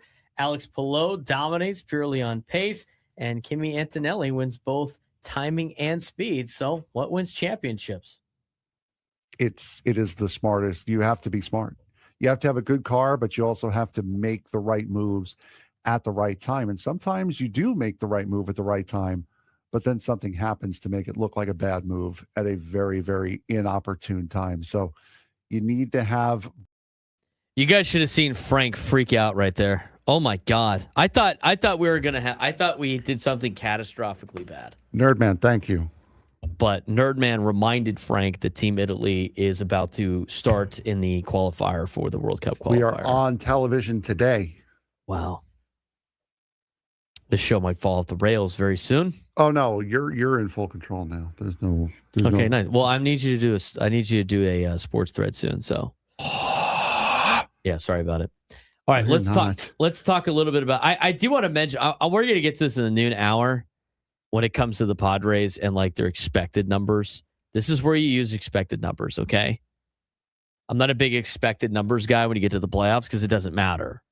It matters what your results are. But when you start looking at what this team is what they have expected numbers are basically like, I'll read the exact definition for people that might not know about this. And I can understand why traditional people don't understand, like they don't want to talk about the expected numbers. But let's talk about expected batting average for a second. Expected batting average, XBA, measures the likelihood that a batted ball would become a hit. It's one of those things that's like, hitting the ball right at somebody. It accounts for exit velo. It accounts for, trajectory and all that. So where the ball was hit, and it calculates based on ballparks in Major League Baseball where it was expected to be a hit if it wasn't for, hitting it right at a guy or vice versa. It really shows you that they're could be playing better or worse than their actual results. And so you use expected batting average and expected on base and expected slugging and the expected weighted on base average, which is a formula using exit velocity, launch angle, and on certain types of batted ball sprint speed to determine whether or not a guy would get on base or not. That would be the ex-WOBA for people that see that at the ballpark. And from that perspective, it shows you what this offense is doing and maybe them not getting lucky. Last night, those numbers weren't very good. So far this season, I'm telling you, the offense is going to turn itself around, and it's only a matter of time. Now, if they continue to do what they did last night, it's going to be a problem. But just for perspective, and this is what we're going to talk about till we get to the sports thread. Ramon Laureano is hitting 385. He got robbed on that ball in right field on Saturday that probably should have left the yard or at least be a double. His expected batting average right now is 437. He's hitting 385. His slugging percentage right now is a 692. It's expected to be a 963 based on the balls that he has hit, which would tell you that Ramon Laureano is getting a little unlucky. And that's how good of a hitter he is right now. He's still hitting 385. Let's talk about Manny. Manny last night was terrible. Terrible. Not very good. Didn't hit the ball very hard. He's hitting 200 on the season, right? Everybody, what we've had a lot of people complain about Manny, right, Frank? A lot of people complain about Manny so far. He's hitting 200. Do you know what his expected batting average is? 150. 355. Oh. 355. So he's gotten a little unlucky. So again, the results matter. We care about the results. But since it's this early in the season, it is telling you that his at-bats are actually probably better than expected. He's expected to be hitting 355 right now based on the balls that he has put into play, based on how hard he's hitting the baseball, even though last night he did not hit the baseball very hard. His on-base percentage, 355 as well. On the his expected slugging, 390. Not much of a difference between that and his regular numbers. and his weighted on base average 220. You want that number obviously to be very high. His expected weighted on base average is 325. So from an analytical standpoint, yes, Manny should be hitting a little bit better than he currently is. He's getting a little unlucky. Let's talk about Xander Bogaerts. Bogaerts hitting 286 start the year. His expected batting average is 330. He should be hitting a lot better than he currently is. He's getting unlucky. And it's funny, like last night, somebody was complaining about his OPS, right? I mean, his expected slugging right now is supposed to be like 477 compared to the 357 of his slug. He's another guy that's not getting lucky. Fernando's one of the only players that actually has a lower expected batting average than his current batting average in these particular games. So that's a little bit different. Nick Castellanos, higher expected batting average. Jake Cronenworth, higher expected batting average. And Miguel Andujar, higher expected batting average. If you go down the entire board, everybody has a higher expected batting average with the exception of two people, Jackson Merrill and Fernando Tatis Jr. What does that tell you overall without getting it too far into the weeds? What it tells you is the Padres are getting a little unlucky. That's not the results of last night, where they just did not look very good. But overall, it's showing that the Padres, with their approach in their first couple of games, has been good, and they can't start to press now early. So I think they still need to stick with whatever approach they have. It probably wouldn't be great chasing so many pitches out of the zone. And here's the thing, too. Some of those numbers are skewed because it's not enough of a sample size. I mean, the game on opening day, their approach was, first fastball we see, we're going to attack Tarek Skubal early. And then yesterday, with the approach of, they probably were pressing a little bit on the sense of having not gotten results with the approach that they had. So I'm not going to overanalyze it anymore. It's only been 4 games. We'll talk more about the Padres in the next segment. But before we get to our second half of Padres talk and kind of previewing today's game against the Giants, let's get to the other news in Major League Baseball. The other news around professional sports, college sports, whatever it may be, that don't involve the Padres. Let's get to today's sports thread. You know that group chat? The one that's always blowing up with the biggest sports takes, debates, and breaking news? You got barbecue back there, and you didn't invite me? Yeah, we've got that too.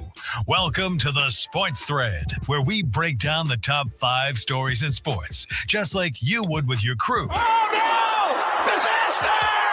What a bad idea! No filters, no silence, just real talk. All right, Frank, what we got today?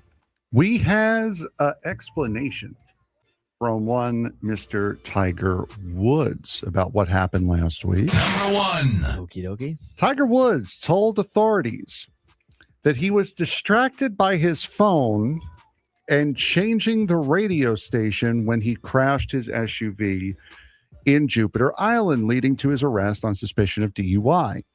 According to the arrest reports, Wood showed signs of impairment, including sluggish movement and difficulty during field sobriety tests, though a breathalyzer did not detect any alcohol. He admitted to taking prescription medication earlier that morning and was found with hydrocodone pills. Woods has had a history of serious injuries and surgeries, declined further testing and medical treatment after the crash. He was released on $1,000 bond and is scheduled for arraignment on April 23rd. Do you think incidents like this impact Tiger Woods' legacy more than his accomplishments, or are they viewed separately by fans? Fans always have a quick way of forgetting a lot of these things, but I mean, it's starting to stack up for Tiger. I mean, have you ever seen a larger fall from grace than Tiger Woods? I mean, for everything that he has accomplished to now, like this last, almost 10 years now of what he has been. Mm-hmm. I mean, the more that Tiger Woods does, the more people are going to remember this recently more than how he was as a golfer. I mean, obviously not that great of a guy, it seems like, but a really talented golfer. But unfortunately for him, the more he continues to play golf, it's not getting better for him because he's not playing very well either when he actually does play. So I think this is going to be almost too much for him to overcome all of these off-field, off-course incidents, if you will. And because they're starting to rack up, I think it's defining his legacy now, and people, remember more recent history than in the past. So it's been a pretty crazy fall from grace for Tiger Woods. Can we give Tiger Woods a little bit of the benefit of the doubt? Because as Nate Taylor says in the chat here, he was just trying to get 97 through the fan line. Like that's all he was doing. That's a foul. He draws the foul. Moving on. Number 2. The National Football League owners approved a contingency plan to centralize officiating if negotiations with the NFL Referee Association leads to a work stoppage, allowing league staff in New York to assist replacement referees by correcting clear missed or incorrect penalties like roughing the passer, pass interference, and disqualifications. The changes would only apply if replacement officials are used and expand in late game situations, while also introducing broader replay style assistance for certain fouls. In addition, owners passed several rules updates, including allowing onside kicks at any time, adjusting kickoff rules to remove incentive for kicking out of bounds, and requiring teams to improve mental health support by adding full-time clinicians. Do you think increased centralized oversight will improve officiating accuracy, or could it create more controversy by taking decisions out of the hands of the on-field officials? Okay. Oversight. Do you think increased centralized oversight will improve officiating accuracy, or could it create more controversy? I don't know. This is like coming from this perspective of like having a ref like in the booth. Is that what you're talking about? Mm-hmm. I just think it turns into a slippery slope of who exactly is calling down right now. You know what I'm saying? Like especially with all the stuff with like the mob being involved with all these games and like the betting thing, and it's like, what are we doing here? I get where they're going with this. It'd be nice to have like that's a booth ref only. It's an eye in the sky for the replacement refs only. If the NFL refs agree on a CBA, then this will not happen. But it's for the replacement refs only. Okay. So what they're going to do is if they get the replacement refs, they're just going to have somebody in there to like help them. They're going to have an eye in the sky for them. Yes. All right. I don't hate it. I get it. It's probably their way of like trying to protect their deal from what happened last time and people being really upset about how those officials did. At least it could correct some things with, some video help. I don't necessarily mind it. So they did learn from last time. That's good to know. Number 3. Mark Cuban publicly admitted that he regrets selling the Dallas Mavericks to the Adelson and Dumont families, citing frustration with how the partnership has unfolded since the 2023 deal. Although Cuban initially believed he would retain influence over basketball operations, he has since been largely excluded from decision-making, including the controversial trade of Luka Doncic to the Lakers, a move that blindsided him. The fallout has contributed to organizational instability, including the firing of GM Nico Harrison and a disappointing season despite landing top draft pick Cooper Flagg, leaving Cuban increasingly critical of the ownership group he once viewed as partners. How much influence, if any, should former majority owners like Mark Cuban still have after selling controlling stake in the franchise? You don't have to say anymore. You sold the stake for the money. You can't be that upset about it. This is what you did for the money. I don't know what to tell you. Yeah, you probably made a big mistake doing that. Mavericks fans hate the Mavericks now. Noon lunchtime hour when we come back.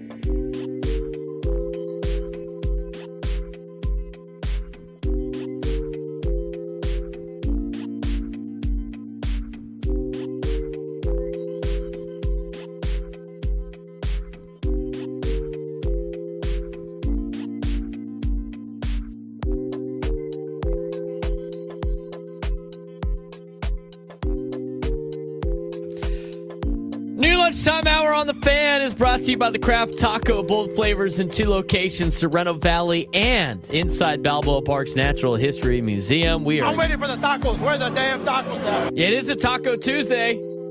Jeremiah, thank you for reminding us. It is a Taco Tuesday. And part of this noon lunchtime hour, again, reminding you to go to Craft Taco. We need to make a show trip to Craft Taco at some point during the year. I think it needs to be a Wednesday day game, Frank, where the Padres are out of town. So preempted, but us not being at the ballpark, we will be at the ballpark tomorrow. We will be at the ballpark tomorrow. Looking forward to it. This is usually the day we get the time we get to see our boy Nate in the YouTube chat. We get to see Rod in the YouTube chat. They usually come by and stop by, say hi. Looking forward to that. Again, really appreciate all of you out there. Really appreciate Craft Taco for sponsoring. And I do have to announce, we do have the Padres roundtables coming back this year. Now, I will not be on the first one. I'm going to Boston for Padres and Red Sox this weekend, but I'll be on all the other ones as well. And here's the, you got the background music? I have the drop ready to go. No, I mean the YouTube music is still on. My bad. Please hold. No, it's off now. All right, cool. All right, so we have the roundtables coming back. I'm excited for that. Here's the breakdown of the roundtables. They are now going to be called the Epic Padres Roundtable. The Epic Padres Roundtable. And why is it going to be called the Epic Padres Roundtable? Because we have a new sponsor. Welcoming in to our roundtable and to the 97 Through the Fan family, Epic Wings. Epic Wings and Things. Epic Wings is going to be the new sponsor for the Epic Padres Roundtable, which will be at 9 a.m. on Thursdays throughout the year. We'll have some surprises this year on the Epic Padres Roundtable. Stay tuned for that. Again, we are excited for that. A big congratulations, or a big round of applause for our new sponsor in Epic Wings, family-owned and operated business, founded in San Diego in 1982 by the Sacco family. They brought buffalo wings to the West Coast, and second-generation owners, sisters Bianca and Marissa Sacco, currently lead the company, along with co-founder Kathy Russo, her daughter Francesca Russo, who is a... Tell me why. My bad. Francesca Russo, who is a classmate of mine at Cathedral, who I have known, and she actually operates the one up in Escondido. They're all family operated here in San Diego, in the San Diego region. They started the business in 1982, but it's a local San Diego-based company that provide great wings and all the other sorts of sides on the. I mean, there's a reason why it was formerly Wings and Things, but it's called Epic Wings now. But very great family. Obviously gotten to know them. I've seen them at the they work out at my gym as well. But big congratulations to Epic Wings Corporation coming and joining us for the roundtables. We really appreciate their partnership, but it's going to be great. So we're going to be sponsored by the Epic Wings, for the Epic Padres Roundtable. Excited to be a part of that. I mean, I remember we did the team meals for Cathedral football. We had like Epic Wings almost every Thursday when I was a player. And the cool thing is you could do a lot of different things with the you get like the strips, right? They have some of the best breadsticks. You could take the strip, you cut the breadstick in half a little bit, you put the strip in the breadstick, you got yourself a little like hot dog, wing dog. Little wing dog. Fries are good. Do we know what they really have that's great? They do it at select locations, I think. But they have like the buffalo chicken fries that they do. And sometimes they do deals on that. It's pretty good. It's pretty money. So I'm excited to have them be a part of our station here at 97 Through the Fan. I'm excited for them to be a part of the Epic Padres Roundtable. But it's great. Yeah, wings. We got a lot of Wings and Things fans right here in the YouTube chat. So have you ever had Wings and Things? Or sorry, Epic Wings? That's their new name, Epic Wings? I have. It's been a while, but I have, yeah. Very, very good. So good. So we'll be boneless wings guy. We'll be consuming the epic wings on Thursday. So I'm bummed I'm missing the first one, but I'll be back for all the other ones throughout the entire year. Excited to have that. So shout out to the Saccos and the Russos, who are the owners of Epic Wings, for joining us on the Epic Padres Roundtables every Thursday. Again, new time this year, 9 a.m. 9 a.m. for the Epic Padres Roundtable. I'm excited for those. I know the other shows like to make like they like to give Adam a hard. I like doing those. I think they're fun. I don't know. You and me are sickos though. We create content and talk sports on Mondays for like 2 extra hours. Yes. Strictly for YouTube. Sickos about talking about sports. We love it. We love talking about sports. All right. The wings and things drop broke my computer. Oh my God. Are you serious? Look what you did, dude. Would you download a virus to try to get the Tommy Boy drop? We have broke Audition. Did you already put it in the system though, right? No. Oh, so we can't play it again for people to understand why. Was this worth breaking our computer for? I don't know. You know, Bill was already trying to help you out with the ballpark and trying to jailbreak the MLB Press internet because of your laptop, and now you're going to make him fix your computer? What can I say, man? Tommy want wingies. Like, what The commitment to bits from Frank. Nobody can surpass him on his commitment to bits. And bit stealing. He is a gatekeeper of bits, too. I will say that. Frank is definitely a gatekeeper of bits. Anyway. Too bad we can't say, hey, Wingland. Hey, Birdland.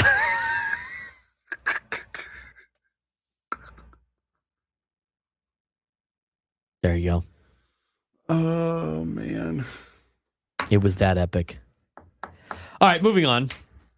I want to get to this interesting. I found this article to be interesting from Tom Krasovic about how things are set up in Major League Baseball for draft picks and like their competitive balance that's not really rewarding teams that are trying to be competitive. And we're going to talk about that in a second. But I do want to talk a little bit about a deeper dive into Walker Buehler. And with Walker Buehler, we got the graphic from Pitcher List from last night about how Walker Buehler pitched yesterday. And I think the biggest overarching theme was when Walker Buehler got ahead in counts, he did well. When he got behind in counts, he got hit. And if you look at, again, this chart pulls up a movement. They have a movement part of the chart. They have how he does against lefties, how he does against righties, the usage of pitches. I mean, he's been doing the pitch mix. He's more of a pitch mix pitcher now than a high velo guy.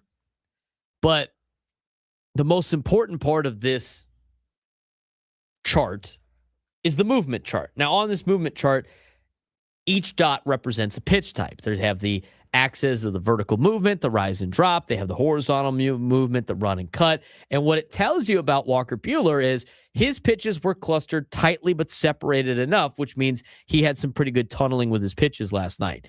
Likely saw fastball with ride that stayed up, breaking ball with a sharp drop, and a cutter slider with lateral movement. He wasn't just throwing, obviously. He was creating different shapes. Everything looked the same out of his hand and moved differently late. That's good news for Walker Buehler moving forward. They had his left-handed batters, right-handed batter grades.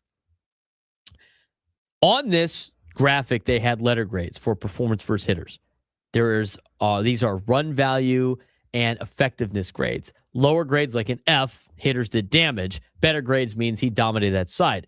What it showed was if one side had a worse grade, that's where the Giants hitters had success. If both were solid, he controlled the entire lineup.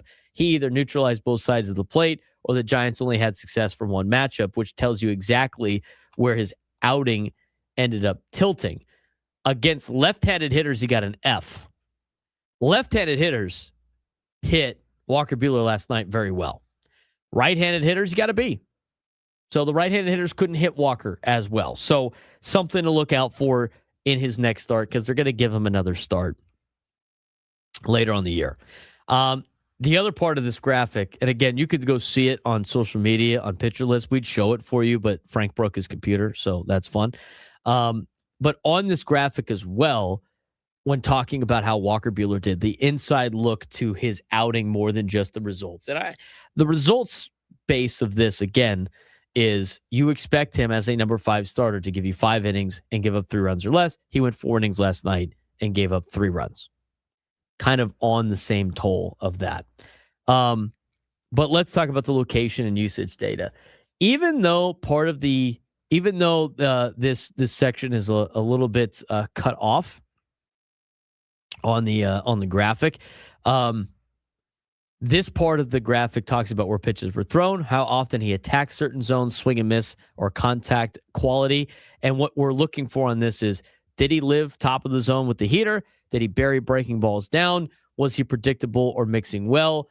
And based on what we've seen from this, it definitely shows that he had a plan and where he was at in terms of his overall usage of the location of some of these pitches. And he was kind of a little bit all over the place on the lefties, a little bit more concise against the righties, but that really shows, again, why he had better results against right-handers than he had against left-handers. He's got a head in the count against the righties. Fell behind in the counts against lefties.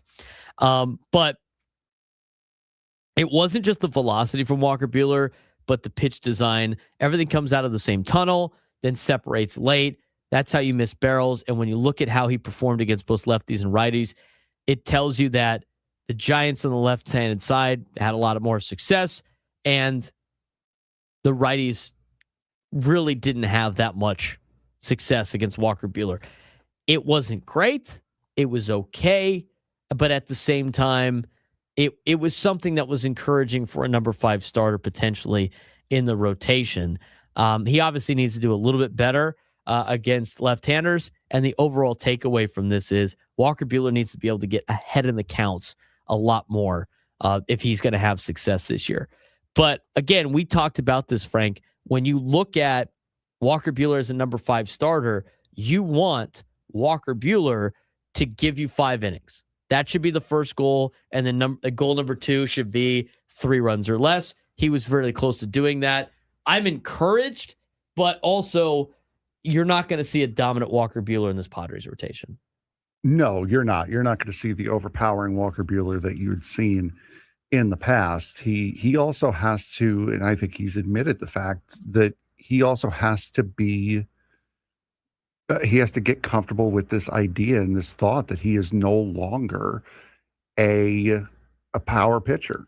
Like I said yesterday, he's got to be a brains over brawn pitcher now. He's got to think. He's got to be able to work backwards through at bats, try to get guys out, really focus on the technical portion of pitching right now. And I know I see it all the time in the chat. He's got to be a Greg Maddux style pitcher.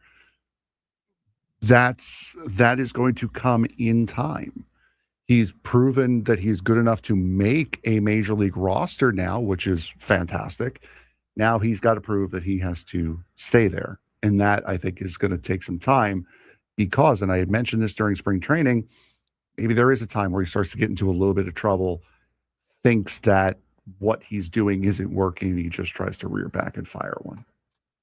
Let's take a deeper look into some of his stuff. And I will try to, I think I could present this on the screen with, yeah, there you go. If you can put that on the YouTube so what people can see here about the skill, the results, the usage, all that fun stuff. Let's take a deeper dive into like the stuff last night for Walker Buehler.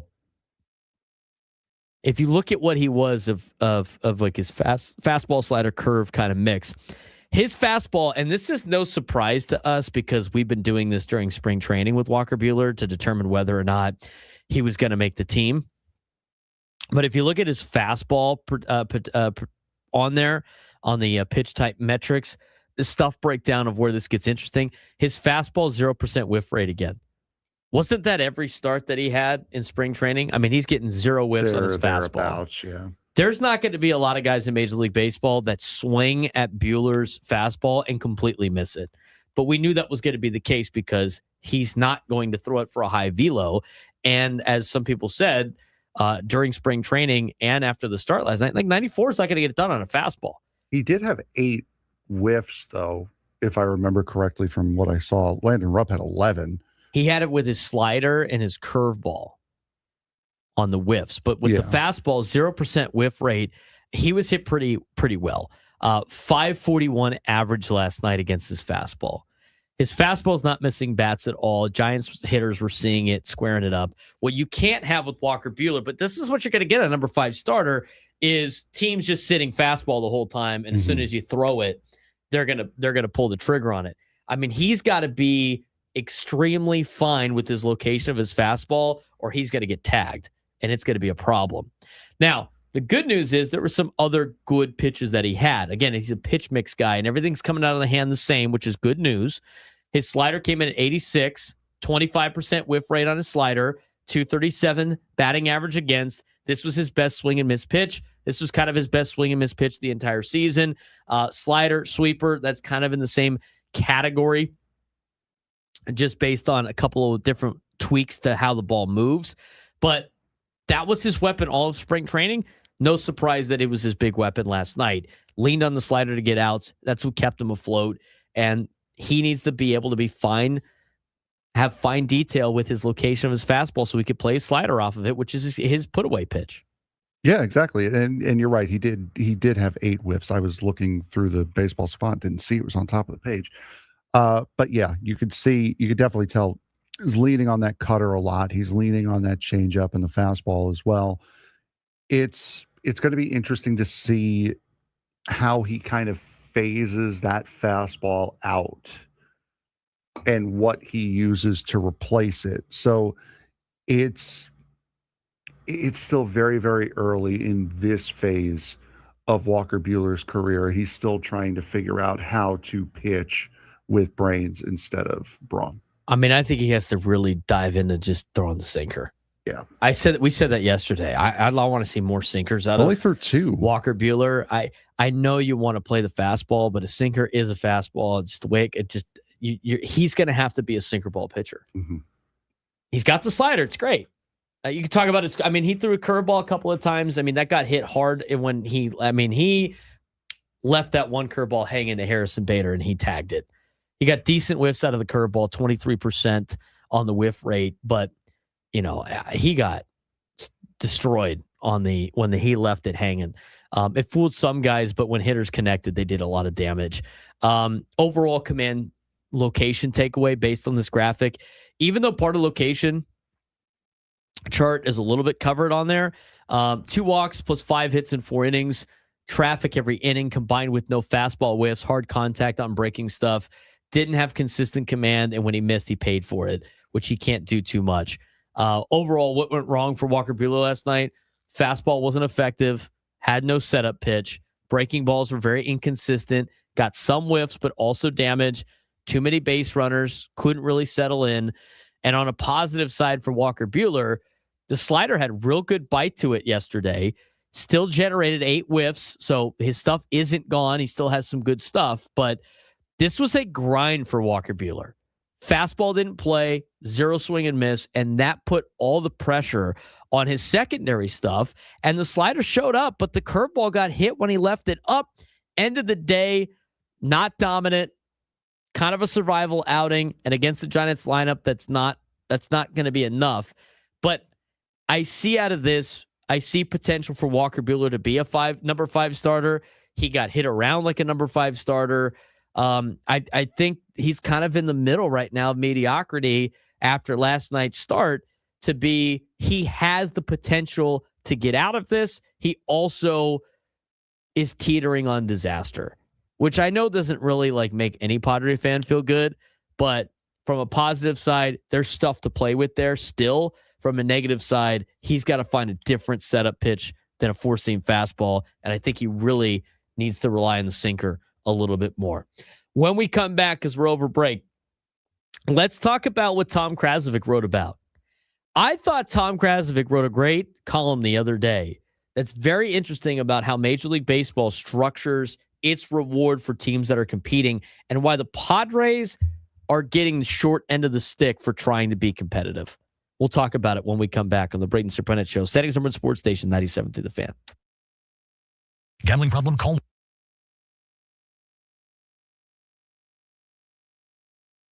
San Diego High School Sports just gave us a major question. What matters more, superstar players or complete teams? You've got Dax Hall from Santa Fe Christian, averaging 27 points and 7 assists per game and winning player of the year. And on the girls' side, Jordan Brown, just a freshman, dominating and leading Francis Parker to a championship.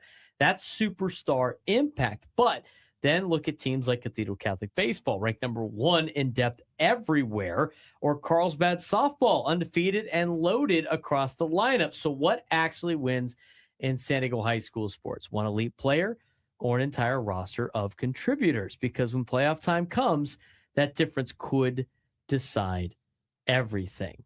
This week in San Diego High School sports, we've got ranking shakeups, player of the year honors, and a clear picture of which programs are dominating the county right now. In baseball, Cathedral Catholic High School continues to hold the number 1 spot, while Rancho Bernardo and Granite Hills stay right behind in the hunt. In softball, it's a battle at the top with Mater Dei Catholic and Carlsbad leading the way, with Carlsbad still undefeated. Meanwhile, postseason honors are out, and some standout names headline the county. Dax Hall takes boys basketball player of the year, while Jordan Brown makes a huge statement as a freshman, winning girls player of the year. And in soccer, Kai Wheeler, Samantha Harpster lead a dominant year for Del Norte.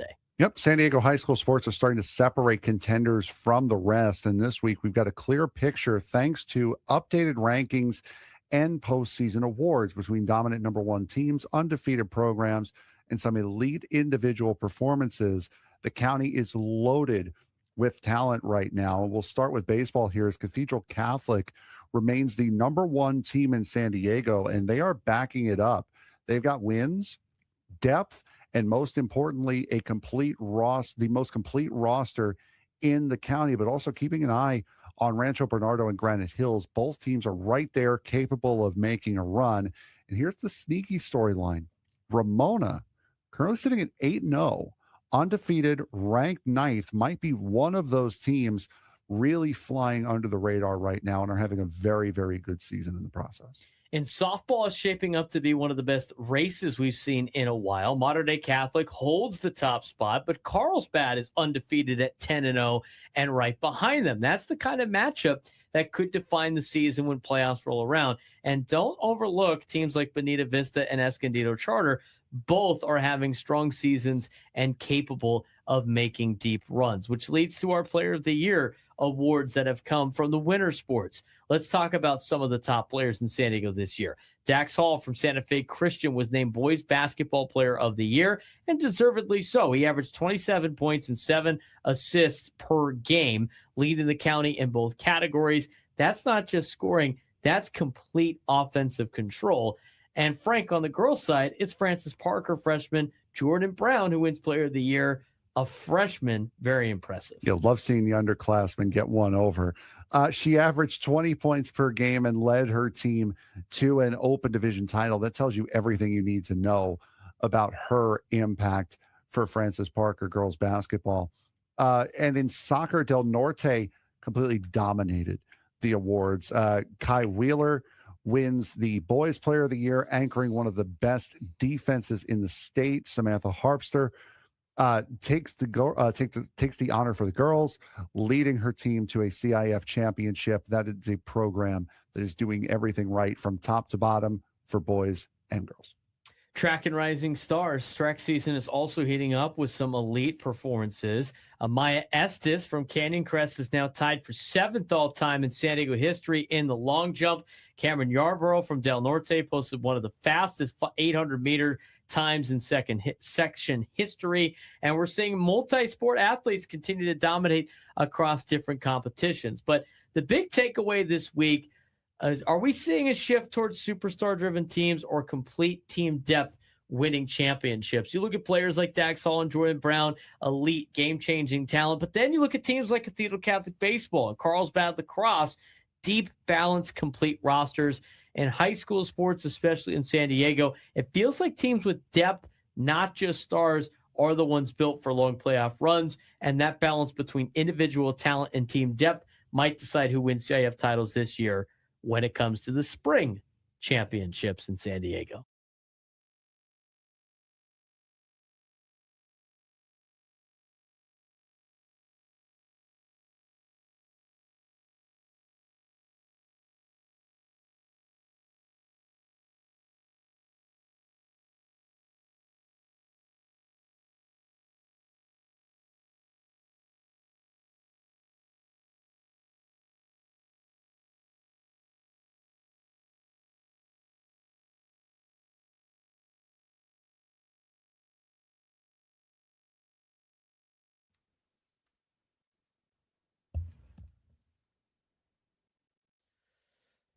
Broadcasting live from the Bill House Studios, we know how. He's Frank Marchese. I'm Braden Surprenant. This is the Braden Surprenant Show, live and local each every day from 10 to 2 on San Diego's #1 sports station, 97.3 The Fan.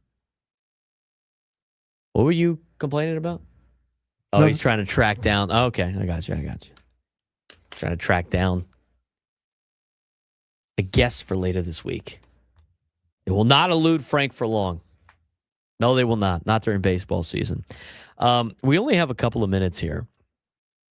So I might want to table this a little bit. But I thought, I think this is a very interesting topic of discussion when it comes to what Tom Kraslovic wrote in a column after the first weekend of Padres baseball.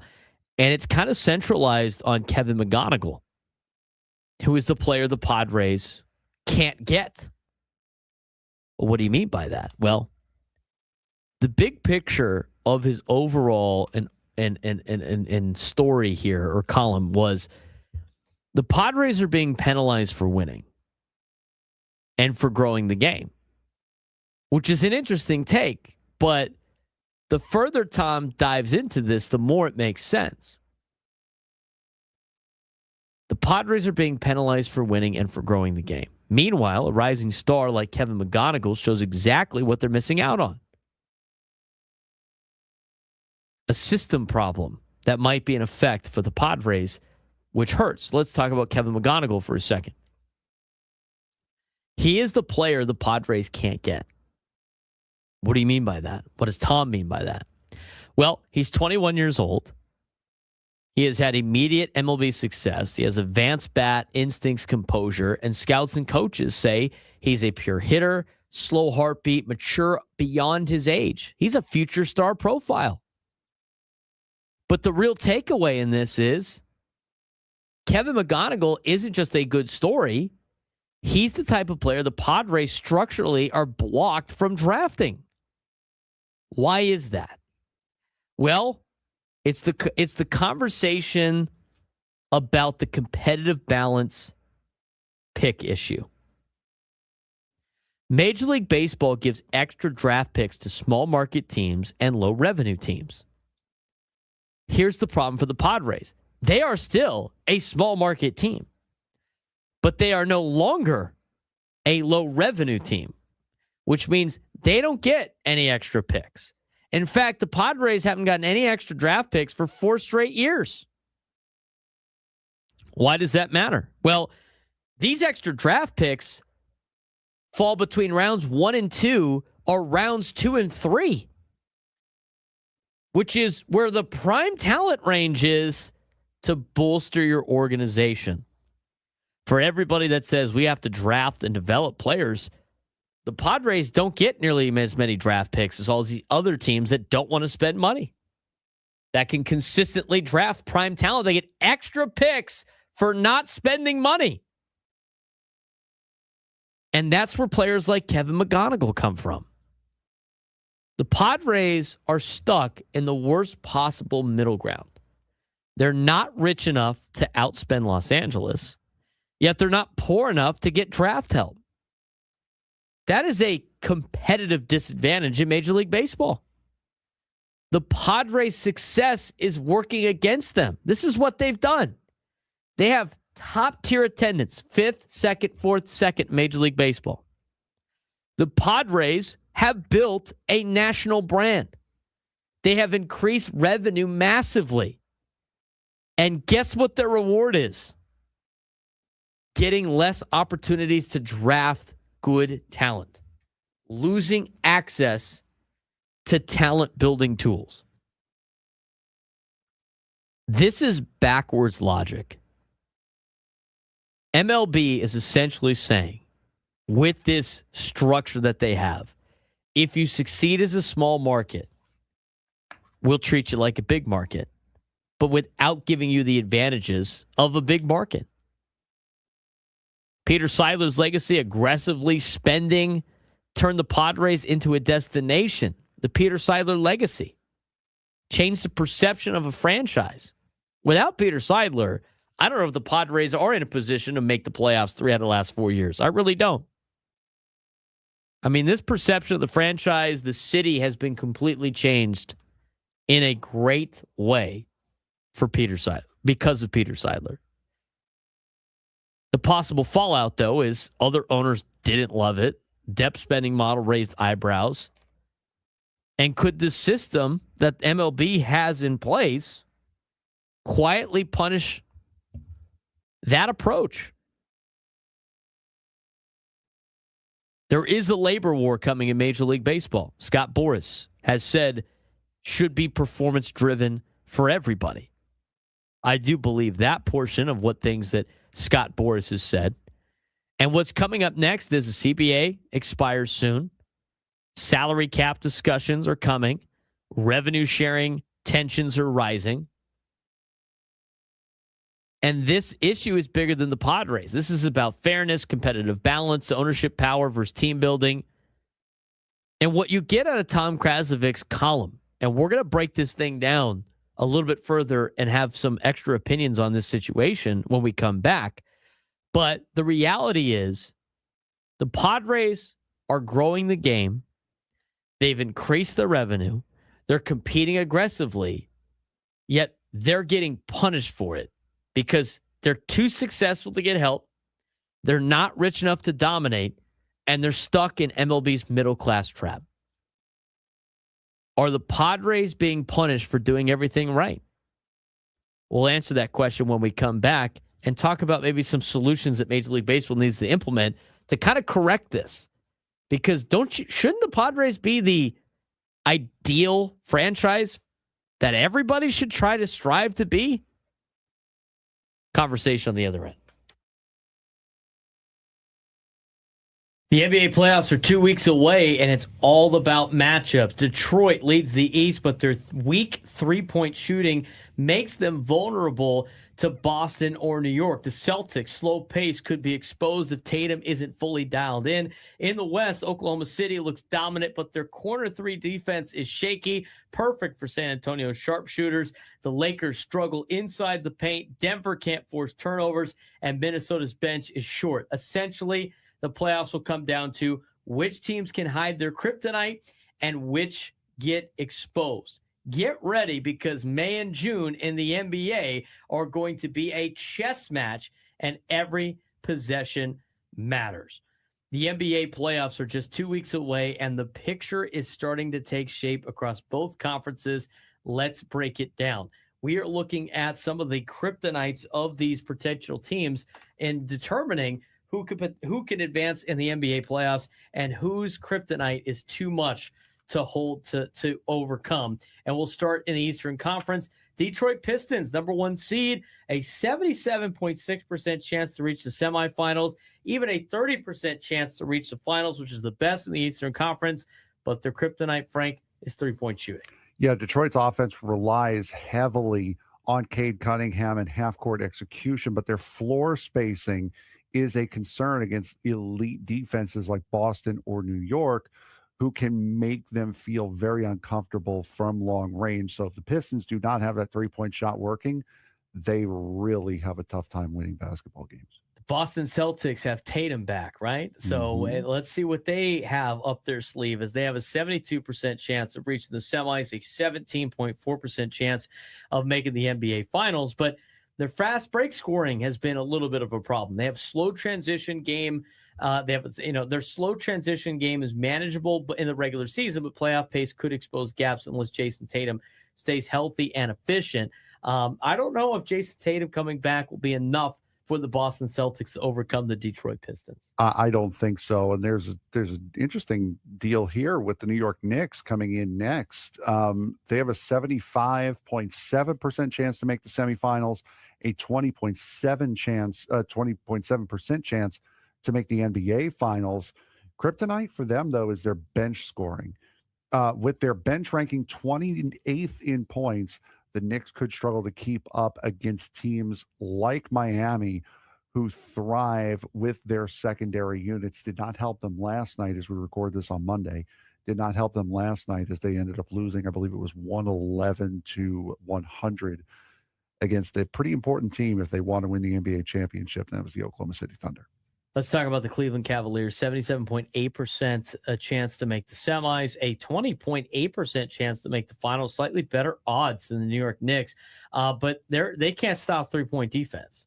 And Cleveland's focus on rim protection opens the door for teams like Charlotte who can excel from deep, and that could be a matchup that Cleveland doesn't want to see early in the NBA playoffs. Yeah, absolutely, and that's something that the Detroit Pistons will certainly want to see at some point in the NBA postseason, with their three-point shooting being as hot and cold as it is. I'm sure Cleveland, they're really going to be in trouble. They're really going to be sweating it out if they have to face the Detroit Pistons at any point during the playoffs. As we move to the Western Conference, the three teams that we've talked about the most in these updates have been the Thunder, the Spurs, and the Denver Nuggets. And a lot of those reasonings are they are the best three teams in the Western Conference, but also they have the best MVP odds for their individual players on their teams as well, which could lead to what you would think would be a very highly competitive Western Conference and one that wouldn't have a lot of flaws. Well, Oklahoma City Thunder, who has a 91.8% chance of making the semifinals and a 55.3% chance of winning the Western Conference, they still are human, and they still have elements of their game that might hurt them late. And this is all you need to know about how good they are. Their biggest problem is corner threes. If that is the biggest problem that you have as an NBA team or any basketball team, you're in pretty good shape. I could see why the 55.3% chance of making the finals is as high as it is. Yeah, absolutely. They are a very, very good team. Now to the San Antonio Spurs, who have a couple more problems than just the corner three. They have an 82.9% chance of making the semifinals. They have a 26.4% chance of making the NBA Finals. And pretty much, if it's not Oklahoma City, it's going to be San Antonio from what everyone's speculating. Their kryptonite, though, is closing out games. And the reason why is they're still a very, very young team. They've struggled to finish out games with big leads, which could be costly against clutch teams like the next team here on this list. If Wembanyama wasn't so worried about who was voting for him for MVP and wasn't politicking for it, maybe they could focus on closing out games late. I mean, he's been politicking for the MVP, but it's like, oh, it's a vote. Who cares? Keep playing basketball. But the youth for the Spurs could be the deciding factor on whether or not they have arrived early or not. They're still on schedule, and they're, I think, maybe beyond schedule, further along. But to really go even further, 5:40, Quinn and Chris will be on after us. Padres trying to even up the series at 1 apiece to force a rubber match on Wednesday. Frank and I will be live at the Loft on Wednesday. Looking forward to that. Frank has disappeared. Uh-oh. Oh, no. Guy's been battling today. Eye drop. Did you find your eye drops? I did find them, yes. They were in the pocket that I was not looking in. How many pockets you got over there? 2. Oh, okay. I thought they were in my right pocket. They were in my left. So he is battling with the eye drops thing. Team Italy is also playing a win or go home. I think I think this is winning. They're in at this point. I want to say that. I thought they had another one. I think if they win this game, they're in. World Cup qualifying. Let's look at the playoff. They're part of this playoff tournament, right? Yes. Yes, the European qualifiers. I thought they were in like the semis of this, but maybe they are. Maybe they're at that point. I can't remember. Playoff tournament. FIFA's got a terrible website. I digress with that. I just want to see the bracket. You can let me know what that. My computer's now gone to. My computer's now turned into your computer. So whatever disease your computer had, my computer now has. So I appreciate you for that. You're welcome. Yeah. So Anyway. if Italy beats Bosnia, oh, thank you. What? Thank you so much. If Italy beats Bosnia, the winner of this group goes to Group B, which is Canada, Qatar, and Switzerland. If Italy loses this game, if Italy wins this game and then loses in that group, you might need a new producer. Oh man. Why? Is that a bad group? That is an awful group. Italy Wow. should win that group with Switzerland going easily. All right. Well, gotta win this time first. Yes, you do. Poland's playing Sweden. Winner of that goes into Group F with the Netherlands, Japan, and Tunisia. That one's tougher. Kosovo is playing Turkey, which would put them in Group D against the United States, Paraguay, and Australia. Czechia is playing Denmark, which would put them in Group A with Mexico, South Korea, and South Africa.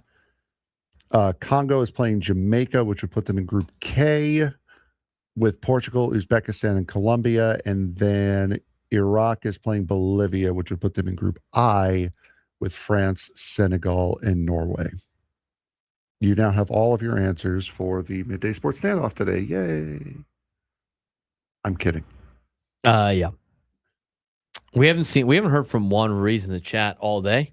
Jumped in though when he started talking soccer, and he had to say this: Frank, let's not pretend like Italy didn't fluke its way into the tournament. They're in. That's all that matters. That's all that matters. Yeah, if they can, finish this one out. They're up 1-0 at halftime? Yeah, they're up 1-0 at halftime. However, my guy from Inter Milan, Bastoni, got a red card, so that's cool. Sweden is beating Poland 2-1 right now. Czechia over Denmark 1-0 right now. Kosovo and Turkey are tied with no score. Jamaica, Congo will be on after the Italy-Bosnia match on FS1, and then Iraq-Bolivia will be on after that at 8 p.m. Eastern time on FS1. Unfortunately, no one will watch Iraq versus Bolivia because that is right in the middle of the Padres-Giants game. Yeah, I don't know how many people were going to watch that. You could put Drake on Thursday. Could put Drake. Could put Drake on Thursday. We could do that. Yes. Get him with the update. All right. The last thing we were talking Have about. we announced what's going on Thursday? No, I'm not doing the show Thursday because I'm flying to Boston. There you go. Scraby's got the show on Thursday. Yes, it'll be me and Scraby on Thursday. Correct. So tomorrow's my last show for the week. Friday, we weren't going to have a show anyway because we have opening day for the Red Sox and Padres. It's an opening day for the Boston Red Sox at Fenway Park. And then next week, I'll be back on Monday. Okay. So in this Tom Krasovic column, which I find very fascinating, the overall synopsis of it was that Major League Baseball's system punishes small market teams from competing by putting in all these rules basically to stop big market teams, right, from being overpowering with draft picks. Like all the competitive balance stuff is to help small market teams, but they don't have anything in terms of small market teams that spend money, which, if I'm not mistaken, Frank, is what everybody wants small market teams to do: spend money and try to be like the Padres, right? Aside from the owners of those of certain teams, besides for the owners of those teams, the national media, other people as well, I'm sure. Fans and players want small market teams to spend money. Correct? Yes. Okay. So they've created a system where they get punished if they do spend money, because if they spend money, they're going to be spending a little bit over their means, first of all, and then they don't get the draft pick compensation anymore that like teams that don't spend money get, which to me is a little bit backwards on the competitive balance picks. So the overall take from this was that the Tigers were able to get Kevin McGonigal in a compensation pick because they're a relatively bigger market that was not spending money, and they were getting competitive balance draft picks that the Padres have not gotten now in the last 4 years. And the argument is, should these teams be getting, should teams that are not spending money, that have the ability to spend money, get competitive balance picks in between the first and third rounds of the MLB draft to load up on top level players and be young and have these young players coming up over teams that are actually trying to spend money and be competitive. And to me, I think a lot of these older rules need to be looked at and rearranged to encourage teams that don't spend a lot of money to spend money and get rewarded for it. Like teams like the Padres, in my opinion, should be in a system that gets rewarded for trying to compete with the market that they have, Frank. No, for sure. And they should be getting some sort of reward for spending money. It's very easy for an organization like the Padres to just say, yeah, we're a small market. We're gonna have our team. We're gonna do our thing. We'll be a minor league system for everybody else. But they haven't. They've gone and done the thing. Now they got to start reaping the benefits of doing that, because they've shown it's not just a fluke. It's not just a one-off. It's not like the Royals, where they had a good team for like 3 or 4 years, made the World Series, and then just sold everybody off and we're down in the cellar in the AL Central again. They've been able to sustain this run, and I think they've earned the right to be able to be considered as one of the top teams in baseball and should be rewarded as such. I think so too. I think Major League Baseball, in a way to be competitive, right?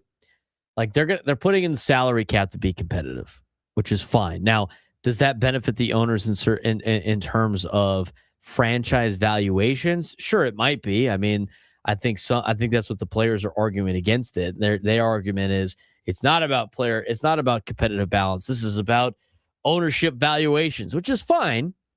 That's fine. But as a consumer of the product, I want things to be as balanced as possible.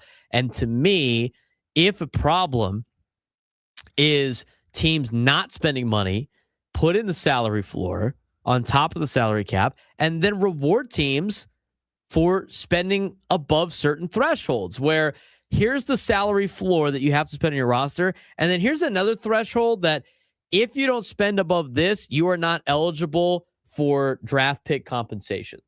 I think that needs to start being applied to some of these teams. And the other thing too is, I think the compensation now, until they get a TV contract that centralizes all of the TV deals with Major League Baseball, which is coming soon, that should determine the market situation. Because in Major League Baseball, market size still matters. In the NFL, market size doesn't matter at all, because they have a centralized TV network.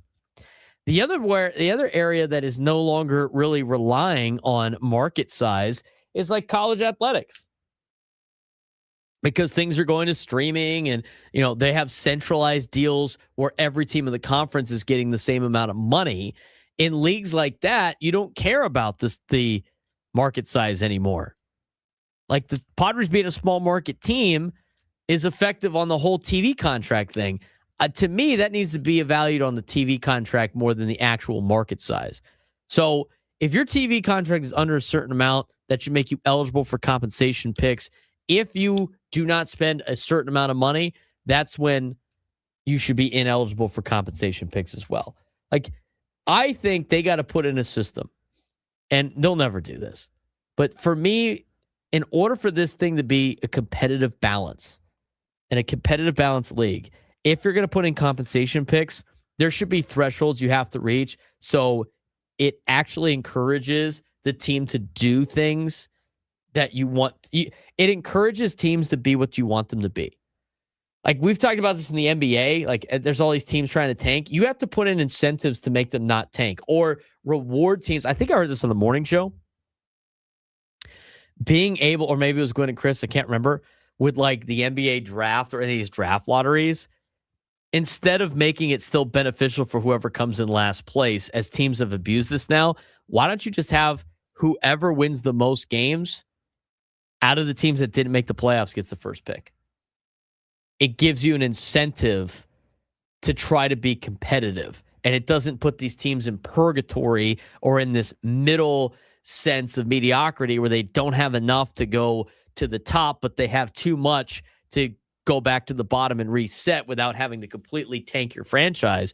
I think it needs to be reevaluated how you do draft picks and how you do draft pick compensation and lottery and everything like that.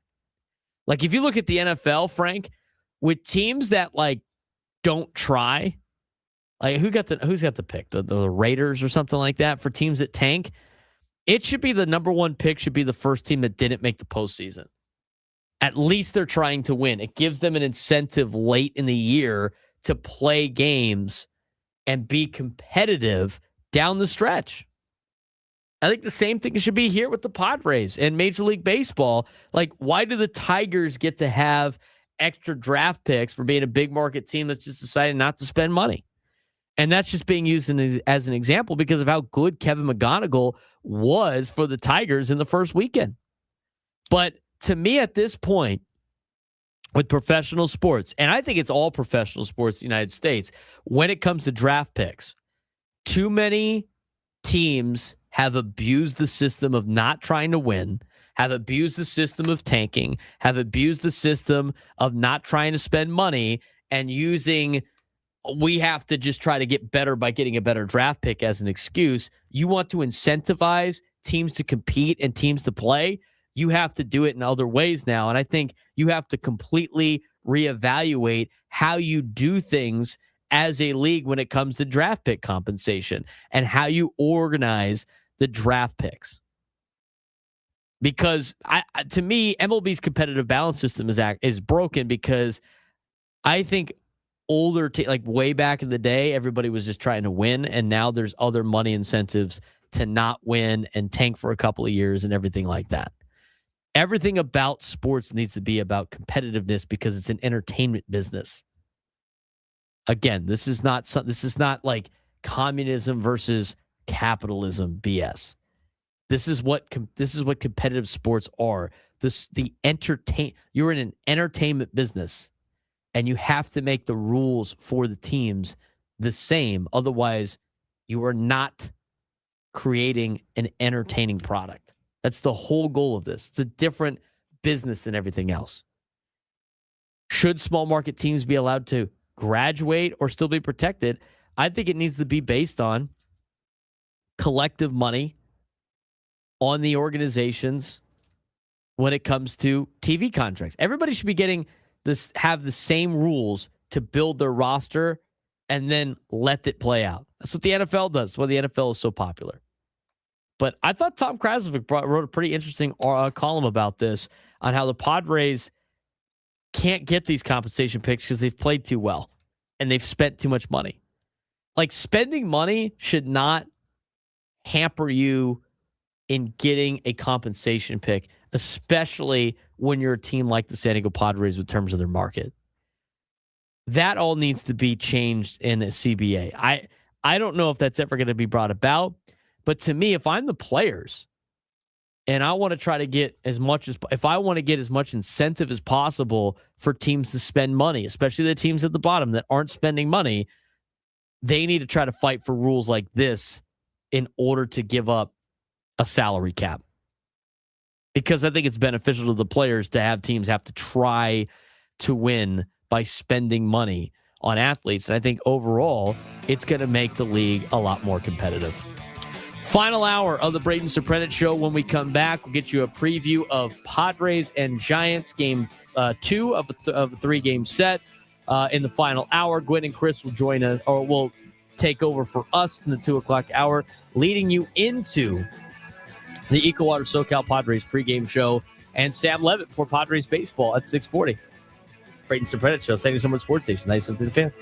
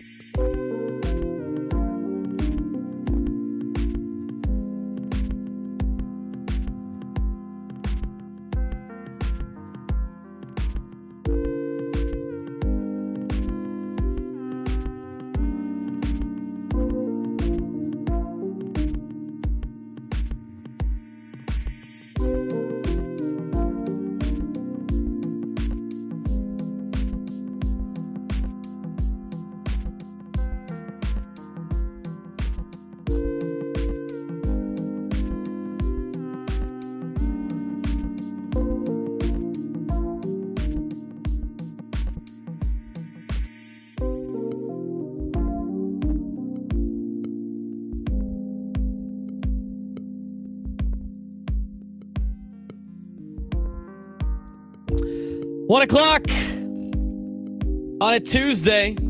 It's a Taco Tuesday. Go out and celebrate Taco Tuesday by going to the Craft Taco. I'm waiting for the tacos. Where are the damn tacos at? Does that mean over the weekend it was a pizza weekend? By the way, I've never seen one of those machines before. I didn't know those existed. I went to Prince Street Pizza the other day. I finally got to Prince Street Pizza. It's taken me like a year and a half. Me and my friend needed some food after the game on Saturday night, after hanging out with my fam, hanging out with some friends. And we were staying downtown, so we were looking up places to go get food, and Prince Street Pizza popped up, and I was like, I gotta walk over there and try it. I've never tried it before. They have like the Sicilian style pizza, which is like the big squares. Yeah. They also have regular style pizza too. It's very popular. It's across the country now. A lot of like celebrities and stuff go there. I mean, you go in there and they have all these pictures of all these celebrities and stuff like that. It was money. And so I go in there. There's a little bit of a line. It's expected. It's later at night. It's in the gas lamp. People have been drinking. They need some pizza to soak it up. And they had I wanted to try everything. But that would have been kind of ridiculous. So we got have you ever been to Prince Street Pizza? I have not, no. Oh, my God. It's pretty solid, dude. I mean, I only got the Sicilian slices. I didn't get the regular slice. You would have to go down there and give me a pizza review to let me know what you think about that one. But as I'm sitting in line, I see this gigantic machine in the background. And I'm like, what is that? And I'm like, just at New York? What is this New York thing? I had to send it to Frank. It is a machine that it said property. It's had tubes hooked up. Property of New York Water Maker. NewYorkWatermaker.com. They have a machine that makes, I don't know what it does to the water. I don't know the details of this, but what's the saying about New York pizza and why it's better than everybody else's, Frank? It's the water you use in the dough. It's the water. They got a machine that makes the New York water or whatever it does to make it New York water, which I guess is Virginia water. Is that what you said it was? Yeah, it comes up from Virginia. Yeah. I got to look at I got to see this again. New York Water Maker or water. What did I say it was? I believe NewYorkWatermaker.com, I believe. Is that what I said? New York Water Maker? Yeah, here it is. New York Water Maker. Improve pizza dough with New York City water. By the way, whoever did this, whoever is the owner or operator, whoever is this guy that came up with this is a genius. Is a genius. They have a system that replicates and makes the water just like the water in New York to make better pizza dough. This is what it says. New York City is the culinary capital of the world. The key ingredient in its cuisine is the renowned water. For those outside the Big Apple, it has been nearly impossible to reproduce this legendary food taste and quality until now. New York Water Maker is the world's first water source replication system that will enable restaurants and franchisors to reproduce the superior taste and quality of New York City food and beverages anywhere in the world. What a genius this guy is that came up with it. New York City water, for those of you who do not know. Is it the pipes or something? I've always heard so many different stories about this. It comes from the Catskills and Delaware system, located up to 125 miles north of New York City. These systems provide roughly 90% of the water in Manhattan. Major reservoirs include Koshkin. I don't know I don't know upstate New York names, but yeah, it's from Delaware mostly. The Catskills, Delaware, yeah. Okay. Fridge Watcher said, you know what, Fridge, you're going to have to put this stuff in your fridge. It works for bagels too, yes. 100%. It says, it's what it says. It's industry's being revolutionized by New York Water Maker. Number one, pizzerias and restaurants. Number two, dough. Bakeries, breads, bagels, soups, beverages, supermarkets to extend shelf life of vegetables and fruit, healthcare, all of these things. I don't think it comes from the I don't know if it comes from the Hudson River, actually, there, Juan, buddy. But anyway, so I saw this thing in the back, and I immediately thought of Frank, because Frank's like a pizza snob with the pizza, and they got the water maker back there. So it was pretty good. I'm going to tell you right now, those slices, right, it's kind of like a pseudo deep dish, the Sicilian pizza, but it's not like a soup. It's not like what did you call it? A casserole? It's not like a casserole. I thought it was going to be way heavier than it was. It wasn't. It was super light. No, that's so good. No, that's the point, is you want to make the dough thick and light, and you want to have a little bit of a crisp on the bottom. My dad overdoes it because he makes stuff for him and not anyone else. But yeah, that's how it's supposed to be. It's supposed to be crispier on the bottom and nice and thick and that's light exactly and airy on the top. What it was. I got Prince Perfection or something like that, which is they had a couple versions of the cheese. They had a vodka sauce pizza, which is great. They had one with vodka sauce and pepperoni. It was amazing. That was great. That was a great pie. Yeah, prolific. Hook it up, dude. I mean, that was awesome. That was great pizza. I had a great time. I consumed a lot of pizza this weekend. A lot of great pizza in town. Far Corner, phenomenal pizza. Yeah, that was delicious. That was very, very good. And you guys, for me at least, I don't like crispier pizza on the bottom. That was perfect. You guys nailed it. Smash the numbers goes, before you knock Detroit water, realize Dasani water is Detroit water. Is that good water, Dasani? Do we like Dasani water? Dasani's not bad. Well, Dasani, that's what we get in the press box. So do you like the water in the press box? I bring my own, actually. Well, then that's... Take that for what it's worth. I like Eco Water. How about that? Yes, Eco I Water. like Eco Water SoCal, which is not New York water that apparently... What a genius. Some guy's like, I can make this. God. The inventions that people come up with. Some magic happens in that box for pizza. It's paid off. You think you think Long Island Mike's got that thing back there? He might. I wouldn't be surprised. I would actually be surprised because we've seen it. That's a tiny little back area there that they have. It's filled with just the New York water maker. You know what? Wouldn't be surprised. I'm sure there's some sicko. I'm sure there's some. You know what? Who's our? We got. Was it New York Mike? Yeah. Do you think New York Mike's gonna install that now in his house? I want to. Frank's gonna spend all this money to put the New York water maker so he can take showers, clean his vegetables, make his own pies at home. The New York water maker. All right, let's get back to the Padres a little bit. We're going to talk about the upcoming game tonight between Logan Webb and German Marquez. No lineup out today. Come on, Stammen. Getting lazy now. I know. We're doing. Come on. Gave it to us at 11:30. Oh, no. So close. All right. Gave it to us at 11:30 yesterday. Today, not as much. It's okay. Let's get to a couple of topics of discussion after last night's game.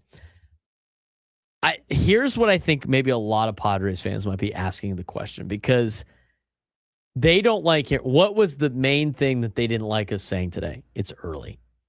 So at what point, Frank, do you stop saying it's early and start becoming concerned with the way that the Padres have played? After the first month of the year. And no, March is not the end of the first month of the year.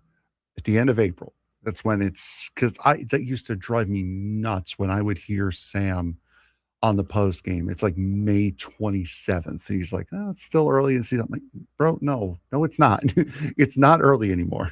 You're 2 months into the year. You're a third of the way into the season.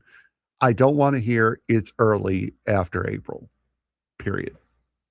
I give it about a month, and then halfway through May, you start to raise eyebrows a little bit. Because, I mean, at that point, you could theoretically dig yourself into a very big hole. You don't want to have a losing record in April. No. I mean, I think at the end of April, if the Padres have a losing record, you could fairly be like, all right, what's going on here?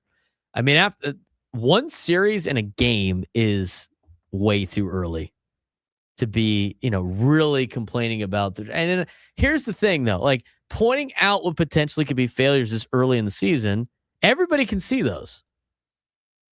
What are they going to do about it? Like, they still have to let this thing play out for a couple of games. They still have to let this thing play out for about a month. So at the end of April, if the team has a losing record, I will accept all problems that you might have as a San Diego Padres fan. But after 4 games, not really. The other question, too, about last night's game, we did the full breakdown of Walker Buehler and how he pitched last night. There was some good, there was some bad, there was some ugly, if you will. Is Walker Buehler someone you can trust or just another rotation gamble? I don't necessarily know if I'm in the trust Walker Buehler for longer than like a couple of times through the rotation at this point. After last night, I think he's got the potential to be there. I think he has the ability to make some strides in the starting rotation. But overall, like, he hasn't done anything yet where I'm like, this guy needs to be on the team for the entire year. I could see it both ways. Like last night, he did everything that you would need a number 5 starter to do, with the exception of innings. He only gave you 4 instead of 5. So there's some positives there. The sweeper / slider that he has looked pretty good yesterday. The fastball is a massive concern because he's going to have to find another setup pitch to get things going. I think you give him a couple of times through the rotation to see if he can make that adjustment with a sinker. But I don't think the way Walker Buehler pitched yesterday saves him on the team for the entire season. I'm not in trust mode for Walker Buehler yet. I still think he is a little bit of a gamble, and I still think he is the guy that's battling for a spot in the rotation. Yeah, and this is for Buehler, it's all going to become moot. You have to feel, because yes, Germán Marquez has a roster spot. Yes, Walker Buehler earned a roster spot. You've got two guys who are going to take over for them that also have major league contracts in Joe Musgrove and Griffin Canning. They're on the way back. They're going to be pitching at some point this year. So it's really, it's not even do you trust Walker Buehler all season? It's do you trust him to get you to the point where Griffin Canning returns? And if you trust him at that point, then it's do you trust him to get you to the point where Joe Musgrove returns? And then the problem kind of solves itself, more or less. Because, I mean, there's a point where you might need him, but you've got guys down the minor leagues. You've got guys like Matt Waldron. You've got guys like Tristan McKenzie who could come in for a spot start or two every now and again. You don't necessarily need a Walker Buehler at that point. So it's really just get me to when Joe Musgrove comes back. And then after that, we can have a serious conversation. And I think right now what you got last night out of Walker Buehler, I think was enough for me to be at least somewhat comfortable that you can get me to at least Joe Musgrove coming back. And I think I'll take it a step further. I think you're trying to get to the trade deadline. Have we not say that at the beginning of spring training? Like, you want to be competitive enough to want to buy at the trade deadline. Like, that's where you have to be in order to make the playoffs. I saw somebody earlier today go, once we understand that this team will only be a wild card clinching team, we'll be okay. Like, we can almost like it was like an insult to like the Padres. I got news for you. They're going to continue to be a wild card team. Mm-hmm. That's how they make the playoffs. They're not winning the division. It's going to be almost impossible to be able to win this division with the team that is in it. With the team that is in it. Not the other teams, with the team that is in it. It's not just for the Padres. It is going to be almost impossible for the Diamondbacks have no chance at winning this division. You just watch them get their ass kicked for 3 days in LA. And the only times they had leads, the Dodgers took it away from them. They got no chance. Do the Rockies have any chance of winning this division? Absolutely not. The Giants, I think the Giants and the Padres are very similar teams. The Giants have absolutely zero shot at winning the division. So until there's different rules in place where one team can't basically buy their way out of all problems that they potentially have and buy all the best players, yeah, you're going to be a wild card team. And that should be a goal for the Padres. I mean, is make the playoffs. And when you get to the postseason in baseball, you got to hope that you get hot at the right time. Guys, can we please just calm down a little bit in the chat here? Underachieving, boring, Padres management adjustments as soon as possible. Offense sucks. Manny Machado absolutely should be traded for his non-clutch prima donna with Campusano plus $35 million for two starting pitchers. Sheets needs a trip down to AAA 2 weeks. Castellanos should be benched for a week. And watch Merrill lead off or be the brother. Watch Merrill lead off or visit AAA for a week. Brother. All right. I'd love to see 4 games, dude. Man. You know what? Could you imagine like if we gave the lineup card or the team to a fan for like a month? Bring up Bowen or Nellis, return.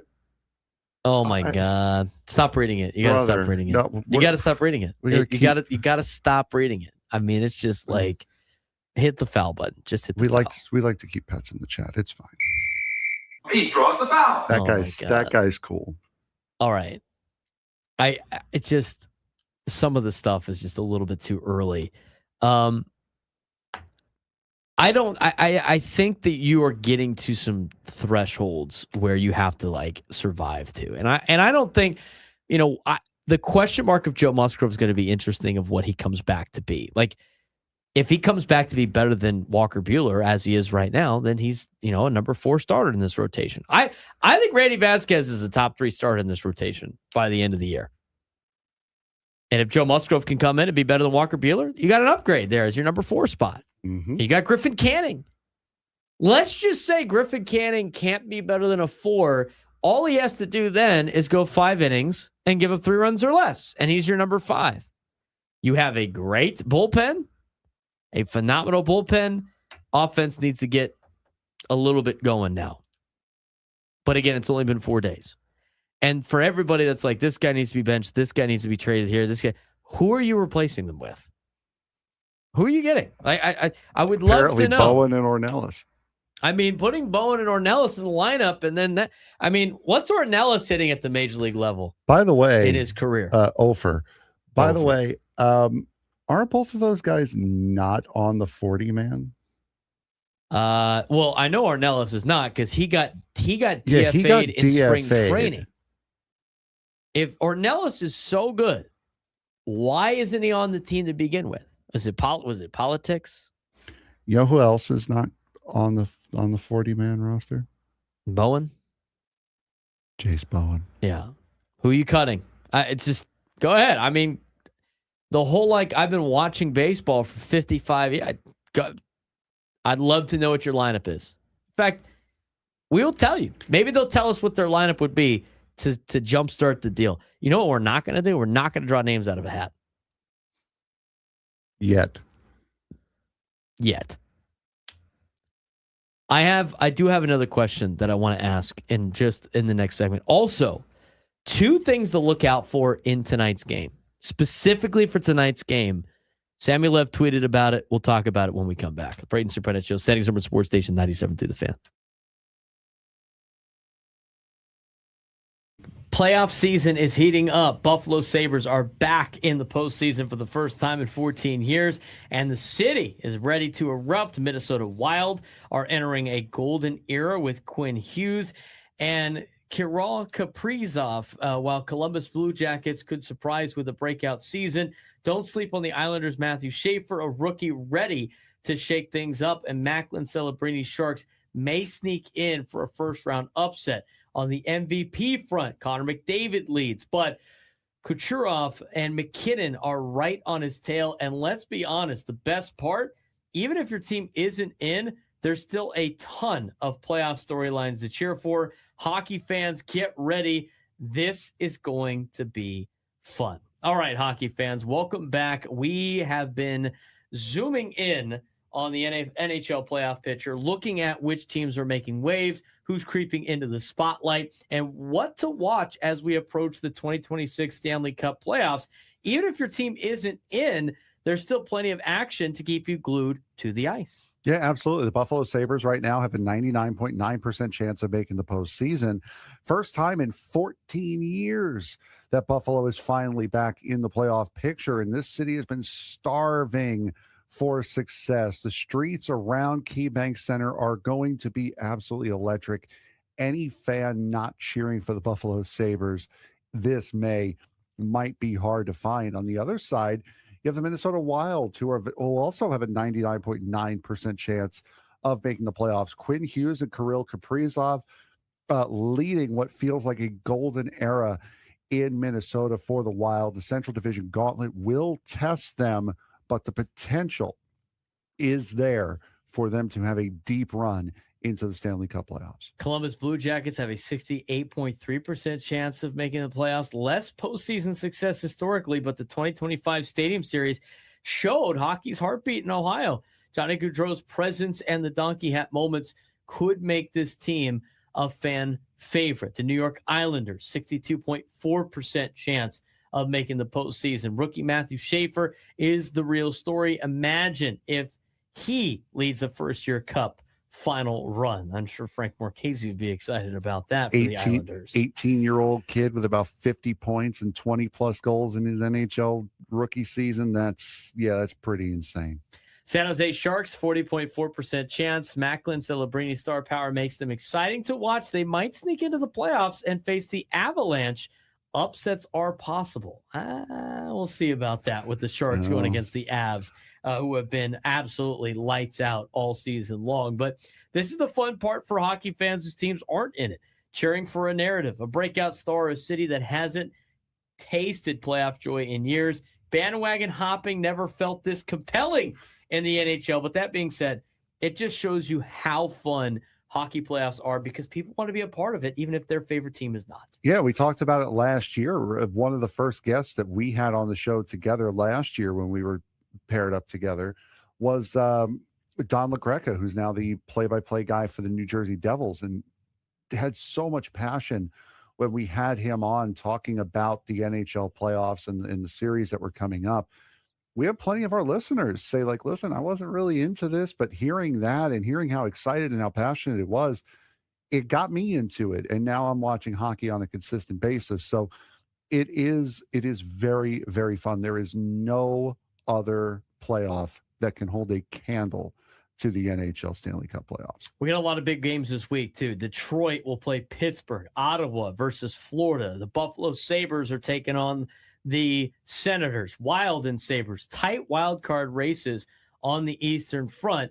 Blue Jackets and Carolina Hurricanes are a tough test for Columbus, and the Boston Bruins road trip. Florida Panthers and Tampa Bay Lightning will challenge their consistency. These games will shape playoff seeding and give us a preview of who's peaking at the right time. Yeah, absolutely. And also looking also at the trophy matchups as well, the awards battles, if you will, the Hart Trophy or the MVP award. Connor McDavid still leading the NHL in scoring at 124 points, followed closely by Nikita Kucherov at 121 and Nathan McKinnon at 117. Now, it might come down to points, but narrative always matters. And McDavid's consistency versus Kucherov's hot streaks is a debate that we will be having all the way through the playoffs as we look to find out who the Hart Memorial Trophy winner will be. Yeah, so there was a couple of fun social media highlights over the week in the NHL. Penguins AHL affiliate Wilkes-Barre Scranton celebrates Star Wars night with incredible detail. They had a David Filoni-inspired look. NHL Edge and Sony Hawkeye innovations will make Sunday's Inside Out Classic a broadcast unlike any other. And Connor McDavid, pillow fight on set? Well, yeah, that happened. There you go. Proving hockey stars can still be relatable and fun off the ice. Yeah, absolutely. Community also outreach for them. Shout out to every NHL team commemorating Jesse Pierce, showing the league's heart from donations to Pressbox Tribute, saying, quote, the NHL community continues to remind us why we love this sport, both on and off the ice. And playoffs are right around the corner. Studios, we know how. He's Frank Marchese. I'm Braden Surprenant. This is the Braden Surprenant Show, live and local each every day from 10 to 2 on San Diego's #1 sports station, 97.3 The Fan. We got a couple of things to watch for in tonight's game we're going to talk about in the next segment. But I do want to continue with some of these conversations about the Padres. Again, like, I feel like there's just way too much over evaluating a couple of games so far this year. That's kind of been the entire topic of today's show. It's been a fun breakdown. I know I understand the concerns from Padres fans to an extent, but I just think there has to be some baseball knowledge part of this conversation of like, that's baseball. I know that's a terrible phrase. I know people hate hearing that, but if the entire team's going to say it, and they're not going to be worried about it, it's like, hey, that's baseball. There's a lot of that's baseball going on right now. I like the approach for the Padres the first 3 days. I did not like their approach last night. I really didn't. I didn't like the way that they did it. But we will see what the lineup is. A little bit late. You know what? I congratulated Chris Ello on the situation yesterday with like Craig Stammen putting the lineup out super early. Not doing that today. So who knows? Maybe it's late. Is this late for Craig Stammen? I mean, now we're on like kind of normal spot in terms of like a lineup where we'd probably get one a little bit later in the show. See, now this is where somebody says, okay, we gave the Giants too much time to look at the lineup. Oh, shut up. And gave time to really plan, like you could say that as a thing. That popped into my head and I was like, that's ridiculous. I'm not saying that. I'm not saying that you're saying that. It's ridiculous. Now, well, I mean, again, the Giants put out their lineup late. No, I'm not turning. No, he's just giving you a hard time, Frank. Let's go. Keep moving on. Come on. No, do not be sarcastic with Go Aztecs in the Twitch chat. He's going to think it's the sarcastic hour. That's true. Or it could be a roster change. Who knows? It could be a roster move. And lineups come out late on those days. Giants had a roster move yesterday. So, I mean, that could be it as well. I will say this. I mean, we have seen the same problems with this offense for multiple years in a row. And it's the same lineup. Or it's the same team. I mean, it's funny, like every offseason, it's kind of the conversation of like, who are you bringing in? Are you trading anybody? Who's this? Who's that? A lot of fans don't want to give up on certain players. And then it's like, all right, well, this is the exact same team they had last year, minus Luis Arraez. That team last year won 90 games. So I don't know. I mean, how many times are you going to like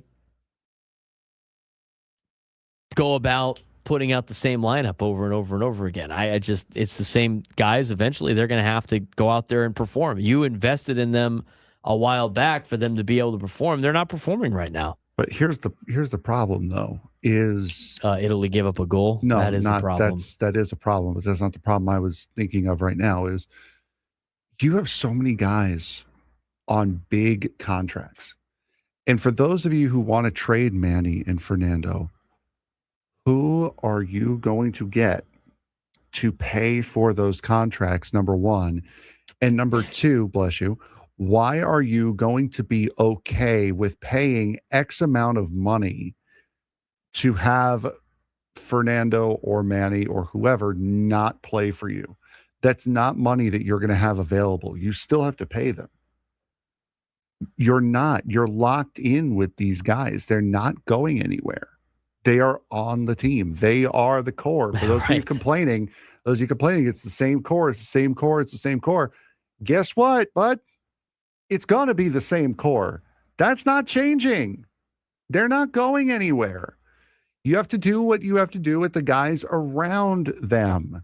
Well, and here's the other thing too, and this is why, as Go Aztecs in the Twitch chat says, "Who are you getting?" My phrase of who are you getting.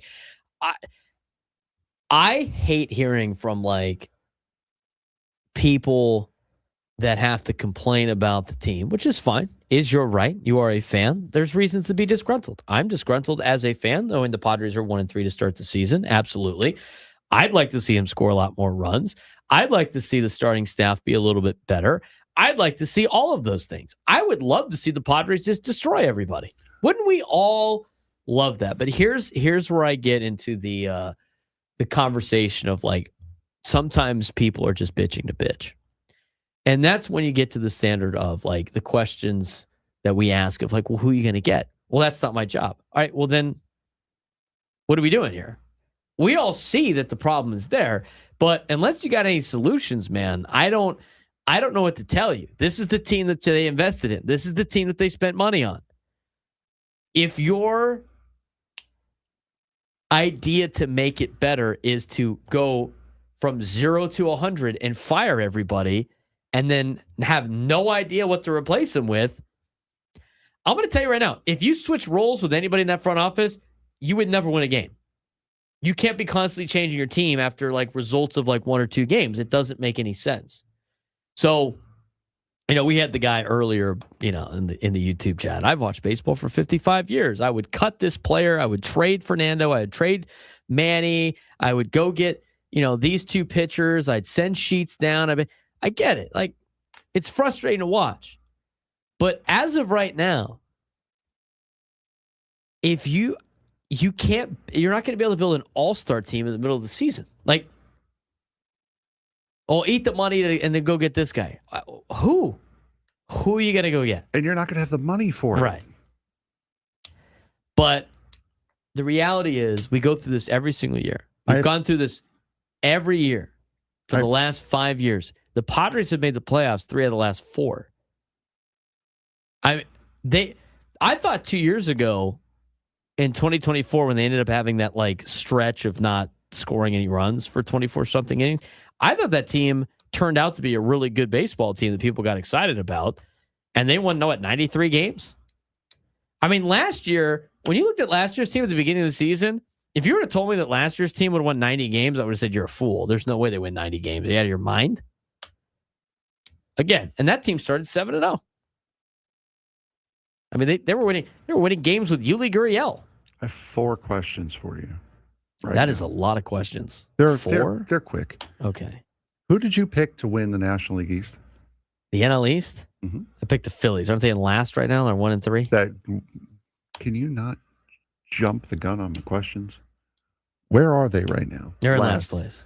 Who did you pick to win the American League East? That'd be the Red Sox. I looked at it this morning when I was going through this. Where are they? They're also in last place. They're 1-3. Yep. They got smoked by the Reds over the weekend, who I didn't think was going to be very good. The Phillies, especially. Everyone has the Phillies winning like 95, 96, 94 games. They're in last right now. 1-3. Come on. Did anybody think the Dodgers are going to lose one game in the first 4? No. Yeah, so the Guardians last night. Yes, they did. The Guardians. The Brewers of the American League. Yeah. Perspective. I know we watch games in a vacuum and everything like that, but it's like this reality is you have to perspective. zoom out. But you can't be the guy clamoring for Manny to have a C on his chest and be the captain and then like complain as soon as like things aren't going well. Here's the biggest one for you. Oh boy, here we go. Who did we have unanimously finishing in last place with nearly 100 losses this year in the National League East? In the NL East, the Nationals. They're leading the division. Yeah, they took 2 out of 3 from the Cubs. Who They're thought could 3-1 and leading the division. Well, there's 4 teams. It's a 4-way tie, but they are first. They are first on the list. Right. The Nationals are leading the East right now. Yeah, they are. Cubs didn't look very good against the Nats. Cubs are expected to be a playoff team. I mean, that's like kind of everybody's attitude this weekend or this day. And guess what? Tomorrow when they win, everybody's going to say how great they are. The Rockies are 1-3. Dodgers are 3-1.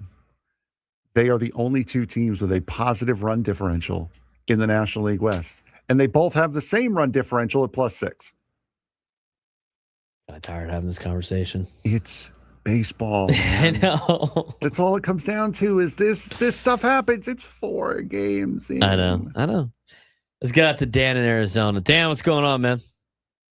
Hey, actually, I'm here in San Diego for opening week. Welcome back, Dan. It's good to have you back in San Diego. Thank you. I've been a season ticket holder for 32 years, and I want everybody to just calm down, okay? If this was the middle of June and they lost 3 out of 4, okay. Last year, there was a game in Arizona where Suarez gave up like 5 runs in the bottom of the 9th, and they lost. If this happened now, people would be jumping off the Coronado Bridge. I do want to say, though, one thing last night. You're talking about Buehler. You went all of those numbers. The inning where they scored 2 runs, the first batter, I don't remember who it was, hit a hard shot to Cronenworth that probably he catches 9 times out of 10. He didn't get that ball. If he gets that ball, the Giants score 0 that inning, and everybody would have been happy with Buehler. He would have given up 1 run, bad numbers, but 1 run. If the offense scored 5 or 6, we'd have won the game. Just relax. It's 4 games. That's all I got to say. I appreciate it, Dan. Got to talk him off the ledge, man. It's true. It's funny how like the results do that. We'll see. Hey, you know what? By the way, if you've been to all 3 of the losses, maybe it's you. Maybe it's you out there. I'm just saying, maybe you're the bad luck. Maybe you should do us all a favor and not go to any more games. I'm 1-2 on the. Wait, no, he didn't go last night, did he? Who? Your friend? Yeah, he did. I told everybody yesterday. Oh. But. Now, here's what might clear him. Oh no.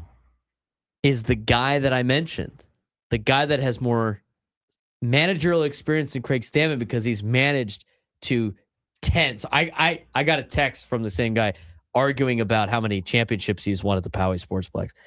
He's won 10 championships as a manager, and he has more experience than Craig Stammen. He has been to 3 games this year. Guess which 3 games those were? Friday, Saturday, Monday. That'd be Thursday, Friday, and Monday. Yeah, whatever. That one. Yeah. So maybe it's him. I don't know if he's going to the game tonight. So he might be in the deal. I do know that my boy's not going tonight. I will let the people know if he does. But I think he's in the clear because I'm starting to point this a little bit towards Sportsplex manager. I think that's fair. I'm 1-2 on the year. I'm also 1-2, but I am 1-0 when they're not at the game. I just want to make that clear. I just want to make that perfectly clear. What to watch for in tonight's game? Might be some good news for Gavin Sheets. We'll explain when we finish the show on the Braden Surprenant Show. Standing Summer Sports Station 97.3 The Fan.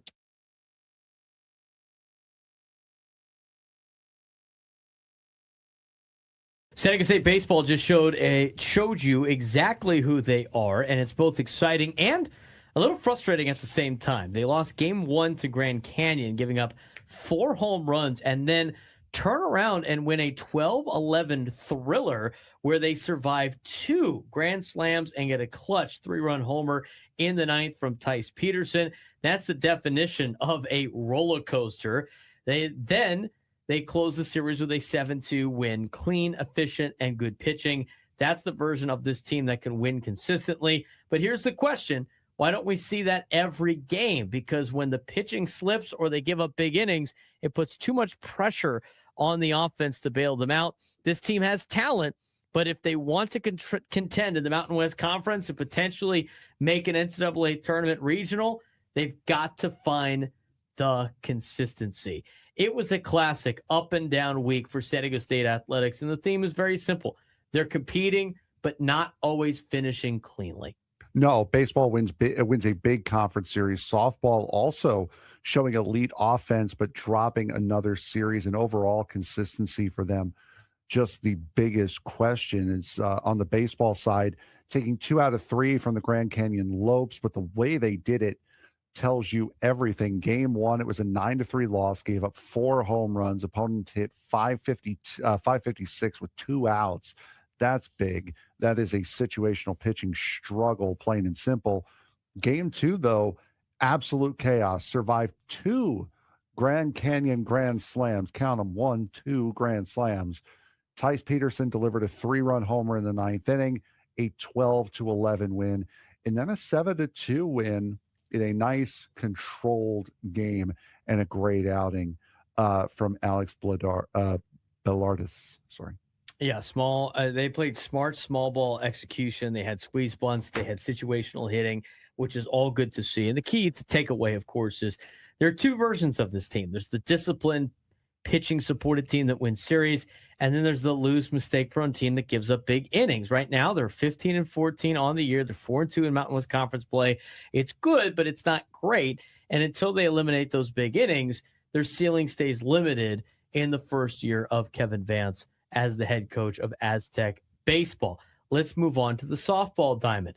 Offensive firepower, but they have the same problem. Another roller coaster weekend for San Diego State softball against New Mexico. They lost 9-4 in Game 1. They lost 7-4 in Game 2, and they won the finale 10-3.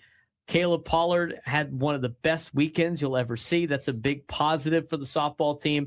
Reached base in all 6 plate appearances in one game, hit for the cycle across the doubleheader, and delivered bases clearing triple in the finale. That's a pretty dominant weekend for Caleb Pollard. Yeah, absolutely. An incredible way to look at it. Now, the same story as last week. The offense, explosive.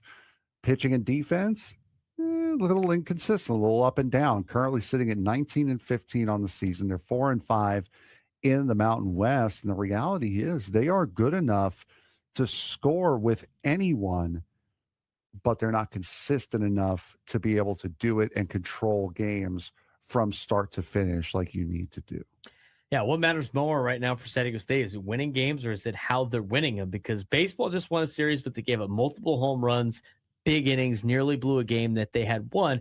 And in softball, they show elite offensive flashes, but they keep dropping series. So, right now, how you're winning does matter, because if you're surviving games instead of controlling them, that's going to catch up with you in conference play. Later on in conference play, it's going to catch up with you as you try to find a place into an NCAA tournament regional.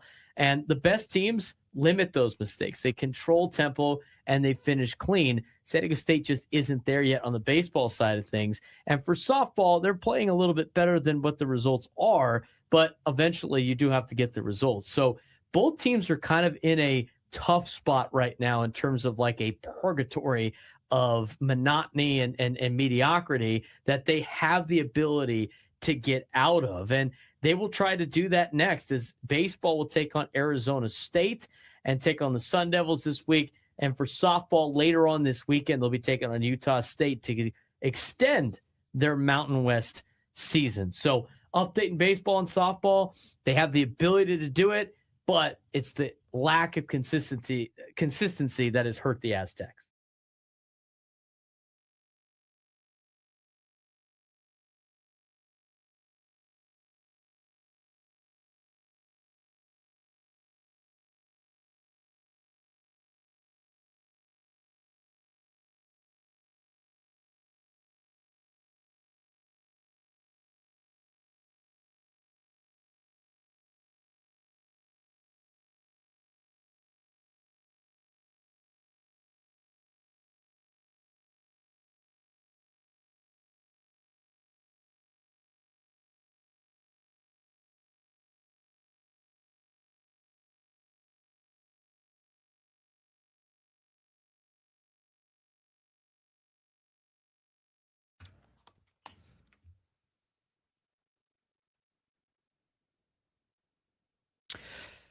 Unable to get to the midday sports standoff today. If you take me down in sports trivia this month, you'd be qualified for a chance to win our grand prize, a 2-night stay at Fontainebleau, Las Vegas, and a $150 resort credit. March is here, and Fontainebleau, Las Vegas is the place to catch every game. High-energy watch parties with expansive screens, great food and drinks, exclusive room rates, plus the pools and day club are open.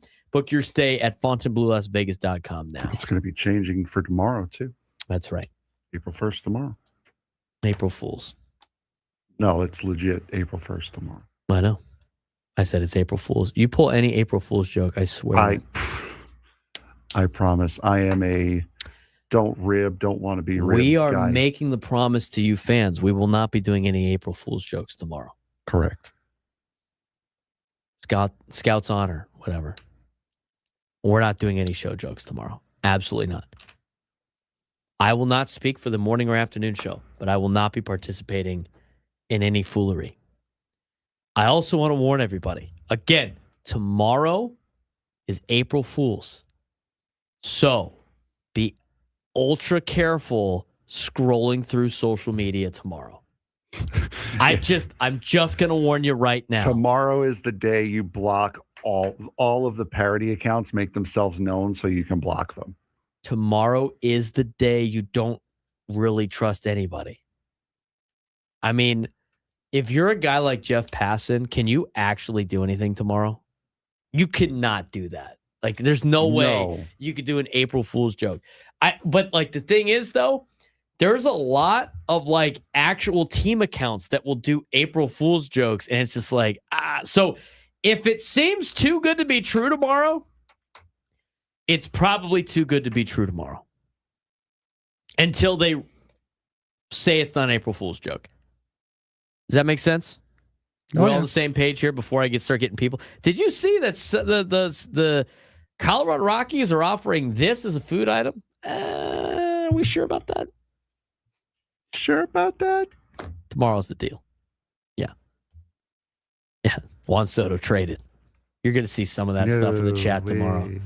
Are we going to be doing that tomorrow, chat? Are we going to be like terrorizing Frank with all his sports teams and his favorite players getting traded away. You know what the best part of that is? You have a computer? I can just turn chat off. Yeah, you should just turn the chat off sometimes. For yourself, at least. Nice.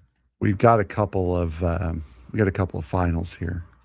Sweden has defeated Poland, so they are advancing. Turkey has won their game, so they are in the World Cup.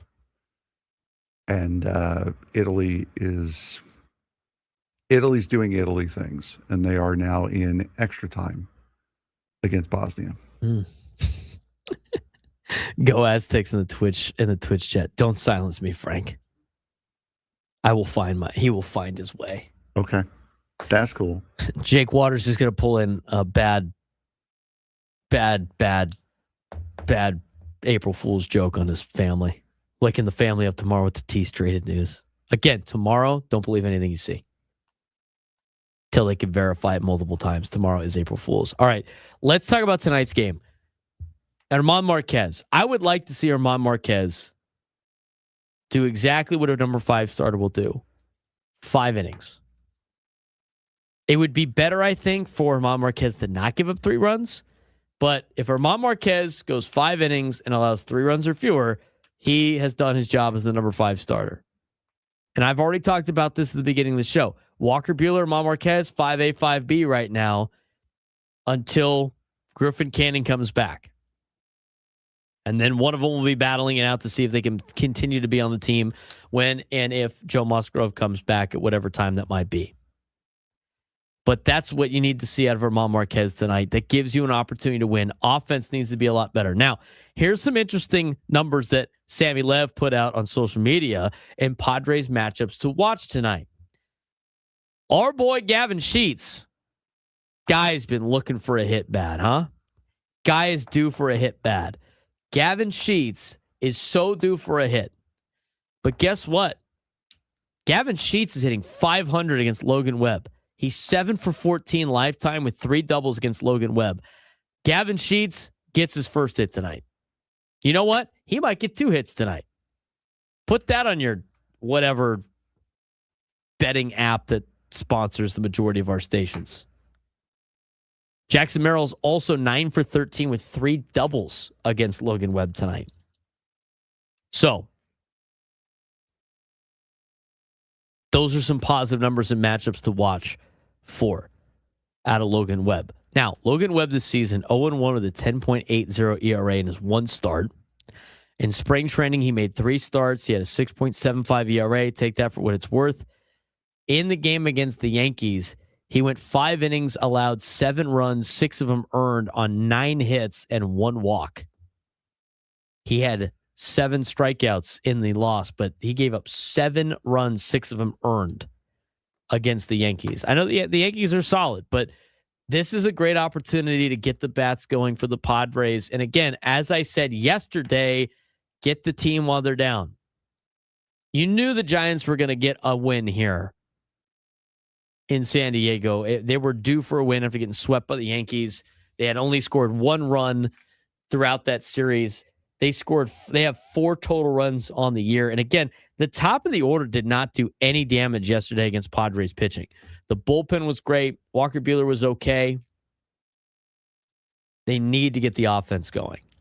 The middle part of the order needs to get going. The stars need a star. They got to be able to get more than 3 hits off Logan Webb. I know it's the number 1 starter for the Giants, but he has not looked that great. He did not look that great in spring training. Take that for what it's worth. He also, Frank, did not look very good in the WBC for Team USA, and then he got shelled on the first day. So maybe this is a situation where you can capitalize on facing Logan Webb this early in the season, coming off of a WBC performance. But overall, I want to see German Marquez go 5 and 3 runs or less. I'd like to see the offense get 7 to 9 hits tonight. And I think if the Padres are able to get 4 runs, I think they win. If they could get Logan Webb out of the game quick, I think they definitely win. You turn this into a bullpen game, Padres are going to be in control. Again, the other thing, too, with last night, bullpen shoved against the Giants, and that was like the 3 not as great arms. in this loaded Padres bullpen, you have your back end ready to go tonight. I think the Padres even up the series 1-1. Have we gotten a lineup yet? I don't think so. I haven't seen one yet. Just in comparison with other players on the Padres, Andujar's got 7 at-bats against Webb. He's hitting .429 with an .858 OPS. Xander Bogaerts has struggled against Webb in his career, so don't be surprised if he struggles again tonight. Luis Campusano's only hitting 200 against Logan Webb. I would imagine Freddie Fermin starts tonight anyway. Nick Castellanos got a bomb against Logan Webb. He's hitting .571 with a 1625 OPS. Jake Cronenworth hitting .294 in his 34 at-bats against Logan Webb in his career. Manny Machado's hitting .317 against Logan Webb. Jackson Merrill's hitting .692. Gavin Sheets hitting .500.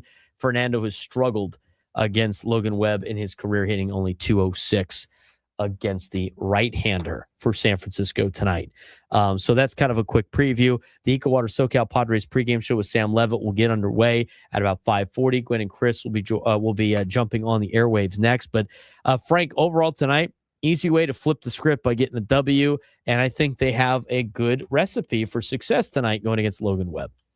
Yeah, absolutely. And for Logan Webb, you just got to hope that tonight's not the night where he figures it out. I know you said, half joking, half serious, that you're surprised that Arise didn't have 3 hits last night. But, I mean, you have to put the brakes on this. Now, as much as we have said, relax, it's early, there is also a sense of urgency that you do have to put the brakes on this, because if you don't, you have the possibility for the beginning of this season to really spiral out of control. And once it does, it's a lot harder to get it back. So while I do understand the people that have been saying all day long, we gotta put the brakes on this, you also do have to realize both it's early. Many things can happen over the course of this year and will. I think they're going to win the next 2 games. I do. I wouldn't be surprised. Win the next 2 games and be 3-3 going into Boston. That would be my guess. And when I did the season predictions, Frank, that's what I had. I had the Padres struggling the first month and a half and still winning 91 games. I'm telling you, it's a little bit of a slow start to start the season. None of this is unexpected right now for me going into the season. We'll see how the Padres do tonight. We'll be recapping it tomorrow. We will be live at Petco Park at the Loft. Little pregame before the pregame. Quick show tomorrow. Looking forward to talk to you guys then on the Braden Surprenant Show.